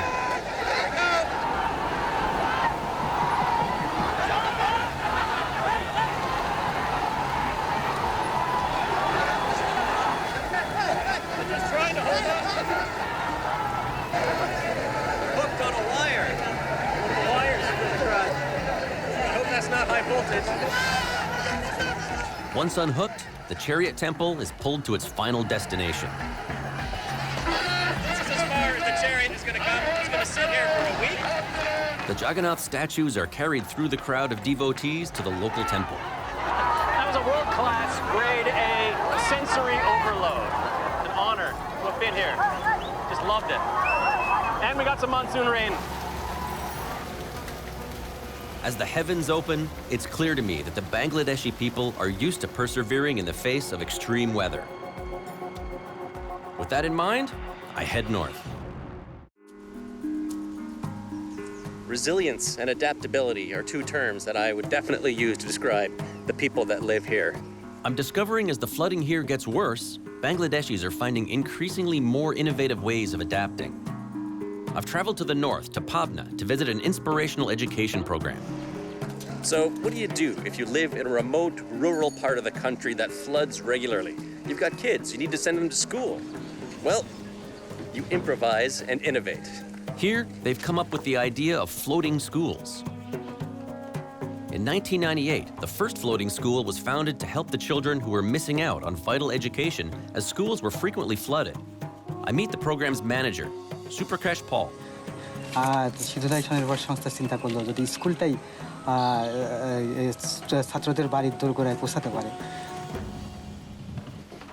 They started with one boat, but now have a fleet of 39. There are 22 school boats, 10 library boats, and 7 adult education centers. Here in the library boat, we've got all kinds of books for all different ages. We've even got a couple of computers up in the front, run by solar power, so it can be operating pretty much anywhere. It's a pretty cool setup. 70,000 kids have benefited from this project. But it's not just classrooms that are floating. Many farms have also been erected above the water. We've got a garden with vegetables. We've got ducks that they keep here for, of course, their eggs and for meat. Being self-sufficient is vital for survival. In each of these ponds, there's fish that they're growing. এভাবে পুরো পরিবারকে আমরা আমাদের প্রোগ্রামের আওতায় আনার চেষ্টা করছি এবং এখান থেকে অনেক যারা ট্রেনিং পাচ্ছে ট্রেনিং পেয়ে অনেক What's clear to me is that the people of Bangladesh have a remarkable character when confronted by extreme weather. From building schools out on the water to finding new ways to grow crops in an ever-increasing environment of unpredictability. As our climate continues to change and the weather becomes more severe, Bangladesh is a country to watch. It's facing the most extreme repercussions of climate change, from severe flooding and erosion to mass displacement. Things we could see across the globe if immediate action is not taken to combat climate change. The polar bear, the world's largest land predator, is under threat. As the Arctic warms, the icy habitat of the bear is melting faster, leaving them hungry and vulnerable. Their population is dwindling as they struggle to survive the longer summers. And now, starving bears are coming into towns searching for food. I've come to their world to find out how they're coping in a fast-changing climate. Can they survive and adapt, or will the mighty polar bear become a climate casualty?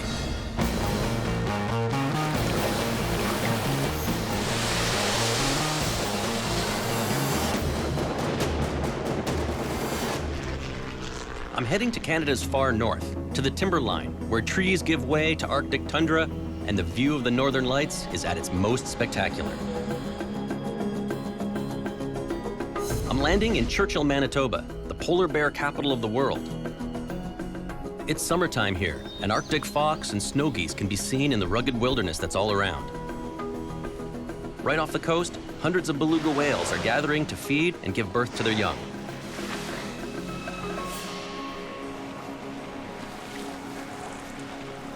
I'm surrounded by beluga whales here. Wow, very, very close to the kayak. Belugas and polar bears share the same habitat. This is Hudson Bay. For half the year, it's the ice-covered hunting ground of the polar bear. The polar bear, of course, is the Ursus maritimus, the marine bear, and they're very comfortable in the water. But this time of year, they're pretty much landbound, wandering the coastline in a state of semi-hibernation. They forage for what little food they can find while they wait for Hudson Bay to freeze over in the winter. Then they can return to their preferred habitat, the sea ice, and start hunting for seals again. But temperatures are rising worldwide, so their habitat is changing, which puts their future at risk. The Arctic regions are warming at twice the rate of the global average. Some scientists say that we could be losing 4% of our sea ice every 10 years.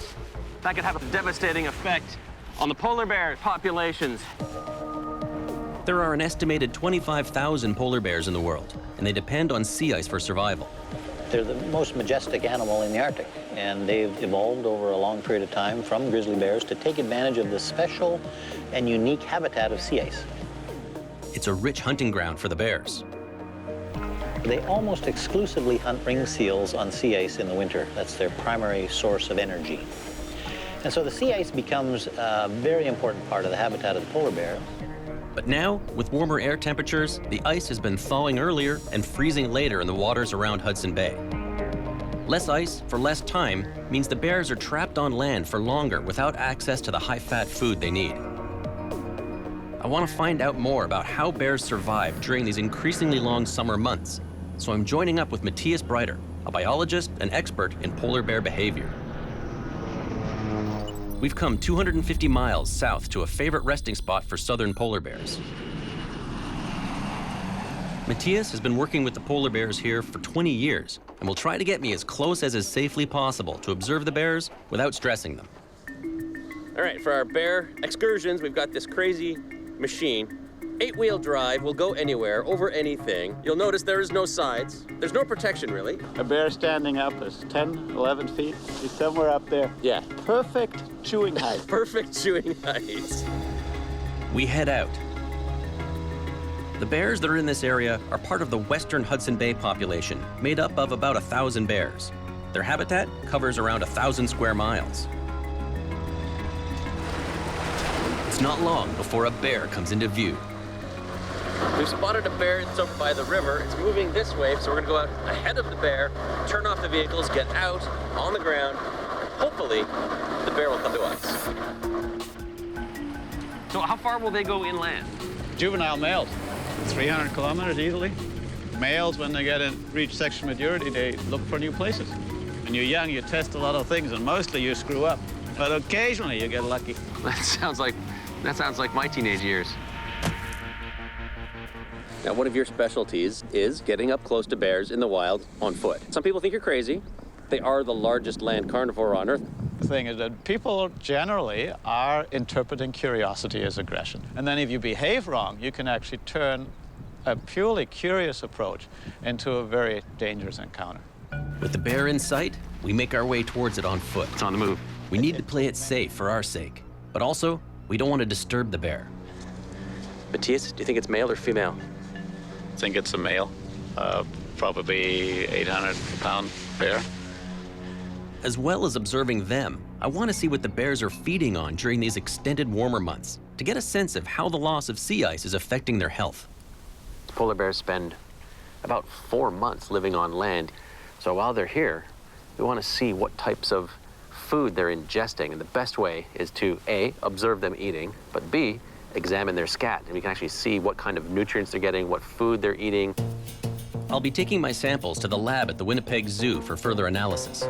As we collect more and more scat, we'll have a better sense what bears have been eating. So what are they eating in the summer? There's been lots of talk about kind of switching to alternative and terrestrial food sources. So how big a role does that play? What's going into those scats? What's supporting those different bears? We know they eat grass in the summer, but with the warm months getting longer and longer, will this diet be enough for them to survive on? Gathering samples will help us find out. Right now, the bear is just curious, sitting on the sand. Now he's gonna poop. It's pooping. Fresh bear poop, yes. Of course, we have to get to it. Doesn't seem to be too interested in us, so we're gonna try and get up close to where we saw it drop that scat, so. Isn't that nice poop there? And the bear decided to stop. The bear is quite close, but as long as we don't do anything to alarm him, he should be okay. Just in case, I've got my bear banger here. Shoots off a flare. Hopefully, won't need it. This bear is too close for us to safely collect the sample right now, and it looks like it's got no plans on leaving anytime soon. There's no reason to run off. Running off takes a lot of energy. You don't want to stress them. They don't have energy to waste at this time of the year. We decide to wait it out. So the whole life of a polar bear is totally retention of energy. What's the lean times for them right now? They're very lean time. They need to conserve their energy because, for the most part, they're living off their own fat reserves stored up from last season's hunt. Should I be worried that I have a seal blubber energy bar in my pocket right now? Well, I'm 100% convinced you have anything, seal blubber, anything, this bear would be run over here. It's like ringing the dinner bell. As their fat reserves run low, the question now becomes, can the Hudson Bay polar bear adapt to survive? These scat samples will provide invaluable information, but this bear isn't making it easy. He's just hanging out. One thing I can do is mark this location on my GPS, and we could always come back and grab the sample. Sometimes we have limited options. So I'll just give this point a name, location. Okay, bear poop 01. We move on to look for more bears. We spot 2 near the vehicles. They both look very big, healthy. They look healthy. It's early in the season, so they would have just come off the ice not that long ago, so they probably still have a belly full of... They have probably been feeding reasonably well until about a month ago. Now they lose 2 pounds a day in weight. We can try to get ahead, but if he keeps on following her, they'll just... Yeah, I think they're gone. We go east. Slow down, slow down. Look at those claw marks. That's so big. They cannot retract their claws. No, they cannot. They're permanent. They're always out. Very cool. Let's follow them. All right. We follow the tracks and are led to a big male polar bear. Oh, here he goes. There he gets up. He's getting up. But this encounter soon gets a little too close for comfort. Okay. Hey, Doug. I'm in northern Canada, in polar bear country. I need to collect scat samples to gauge the impact of climate change on the bear's diet. But if I disturb this one, I could be in trouble. Matthias, do you think it's male or female? A large male in its prime. We watch the bear as it rests for more than an hour. He seems a little more active now than he was a couple of minutes ago. Yeah. That's 3 yawns now. Can be slightly nervous yawn. That can mean that he is going to get up and approach us a bit. So what do we do if he does get up and start approaching us? We'll do a few steps towards him. If we back up, he'll just come faster. Right. Polar bears can run up to about 40 kilometers per hour, but only in short bursts. So if that bear really wanted to run, it could be here in the blink of an eye. I want him to relax back down. And there he gets up. He's getting up. This 900-pound bear is a ferocious predator. It's nerve-wracking being this close. A little bit of displacement behavior. So he's just chewing on the grass right now. It's like if there's something you want to do, but you don't really dare. And so you jump to another behavior. He was just sort of thinking about us. He's hesitating. You don't want to create fear. Fear can result in aggression. Now he's lying back down. So if I were to suddenly start running away from him, in all likelihood, he'll run after you. You think so, huh? 95%. Really? Oh, here he goes. Okay. If he gets off the grass, we have to make a step towards him. Walking towards a polar bear goes against every instinct. Come on. No. If we're wrong, we could be killed. He'll try to come again. So just look big. Yeah, when he tries to hook in, I make a little step towards him. You kind of want to keep the pressure a little bit on him. Now he tries to hook again a little bit, I put a little pressure on him. That's amazing. You want to be dominant. Any kind of movement towards another bear is always dominance behavior. I'm steering him away. And now he's made up his mind. He's gone. He's gone, without creating stress. My heart was racing. You've done this hundreds of times before, but I've never actively moved towards a polar bear that is coming towards me. And a male one. A big male, yeah. I mean, if you understand a little bit how bears interact with other bears, they're reasonably predictable. People just do not read their language right. With that crisis averted, we go back to collect the first scat sample. It's not just the bears of Hudson Bay that are seeing deteriorating ice conditions. It's a problem all over the Arctic. The minimum sea ice recorded in 2015 was 1.7 million square miles, about 40% less than the previous 30-year average. The global temperature that we've seen of the planet, the rise of global temperature, is about 0.7 degrees Celsius. In the Arctic, it's about 2.5 to 3 times that. And the reason for that is when you cover that surface with this white sea ice, you're reflecting all that energy from the sun back to space, so it keeps it cool. Open it up, that energy goes into the surface of the ocean and it warms things up. That's a big change. The loss of sea ice would cause a major break in the chain of life in the Arctic. Sea ice is an integral part of the Arctic food web, providing habitat for microorganisms like ice algae and zooplankton. Algae attaches to the bottom of the ice and becomes food for fish and marine mammals. Those fish sustain seals, and seals sustain polar bears. Polar bears are at the top of the food chain, but scientists are predicting that the Hudson Bay population could disappear by 2050.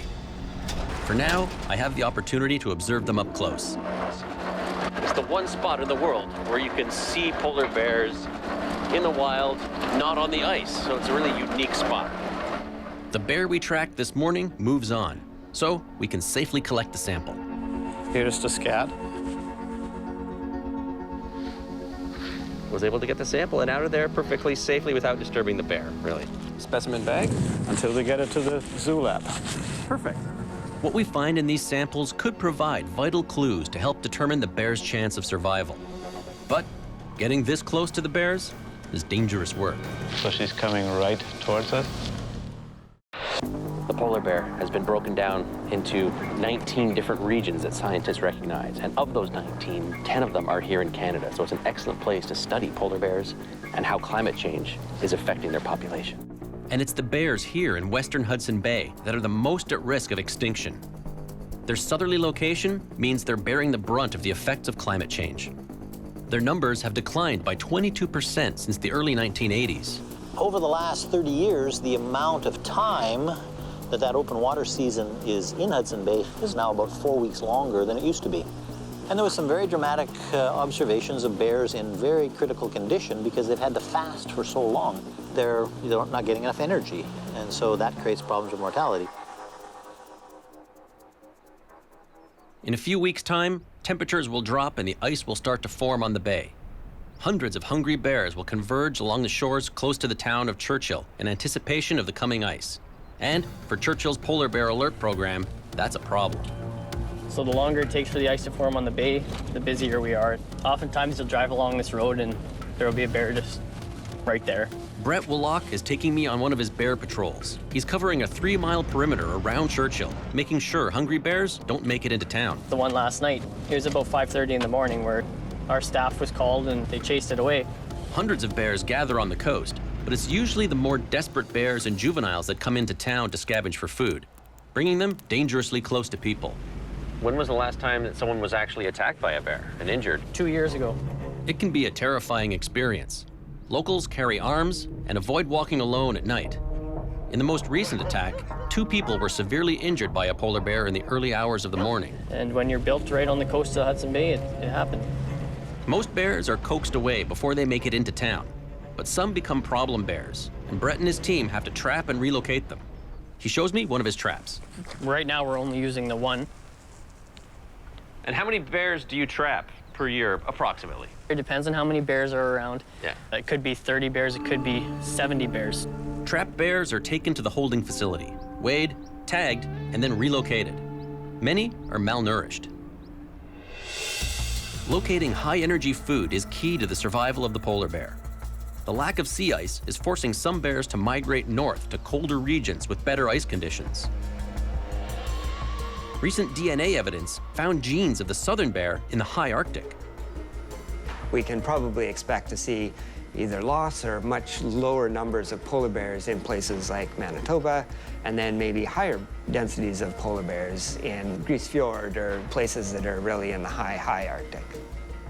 But if polar bears can find new food sources, there may be hope for the population here. We head back out along the coast to see more bears and collect more samples. Not far down the beach, we encounter a sow and her cub. The mother and cub keep wandering sort of west along the coastline. Warmer weather for Hudson Bay has another catastrophic impact on females and their cubs. Increased spring rains can collapse their maternity dens, reproduction rates are down, and cub mortality is up for the Hudson Bay bears. Well, you can see the sniffing. Yeah. Now she's coming right into the scent, coming right towards us. She'll never come all the way up. No. Their priority is to keep the cub safe. Bears are opportunists, so curiosity is exceedingly important when finding new food sources. So that is just their nature. They're curious. Always keep a look around. You never know. There could be a bear lying anywhere in the bushes and catching our scent. And you'd never see it until, you know? It's as far as she wanted to come. While we observe them walking the tide line, we get lucky. They're both pooping? Both of them pooped simultaneously. It was like a synchronized pooping. We wait till it's safe to go in and get the sample. Really fresh. I'll just mark this. Awesome. On our way back, we see a polar bear finishing off what looks like the remains of a snow goose. We know that a handful of polar bears have been spotted hunting and catching caribou and eating berries as black bears do. But are they making a real transition to more land-based foods, or are these just opportunistic meals? Our next step will provide the answers. We're heading to Winnipeg to have the scat analyzed and find out if the Hudson Bay polar bears can be adapting to a swiftly warming climate. With scat samples in hand, we arrive at the lab at the zoo in Winnipeg to find out if the Hudson Bay polar bear population has a future. Let's take a look at this. We got a bunch. We pull out all the samples for Dr. Peterson and log them. Female, We'll just have to make sure that we switch gloves between samples, just in case we're going to use these for genetic analysis. He loads the first sample into the microscope. There's been lots of discussion about summer food sources, bird species and stuff, so I'm always curious to see if something like that shows up as well. eggs. Yeah. He analyzes and compares each sample. Yeah, pretty consistent. I don't know. It looks much the same as the other ones. The grass, I don't see anything else in there. It's salad, which is totally not what you think of when you think of a bear. Every sample we analyzed was composed of a grass called sedges. The grass gives them liquid, but no nutrients. The longer they eat grass, the more their body condition deteriorates. So the idea that polar bears will be able to adapt to life on land without sea ice is really not practical. No, but we're not going to see all the polar bears shift over to grazing and these other food sources in a short time period. Ultimately, polar bears need to be out on the ice getting seals, and if they're not getting to it or they're getting to it for fewer weeks or fewer months, it's going to have big, like, population level impact. Without the ability to adapt to new food, the future for many polar bears is looking bleak. At the current rate of climate change, even the most northerly sea ice will melt completely in the summer, and the polar bears will have nowhere left to go. For the first time, an animal at the very top of the food chain could be wiped out by climate change. It's up to everyone, individuals, companies, and countries, to continue to reduce the causes of climate change and save the polar bear.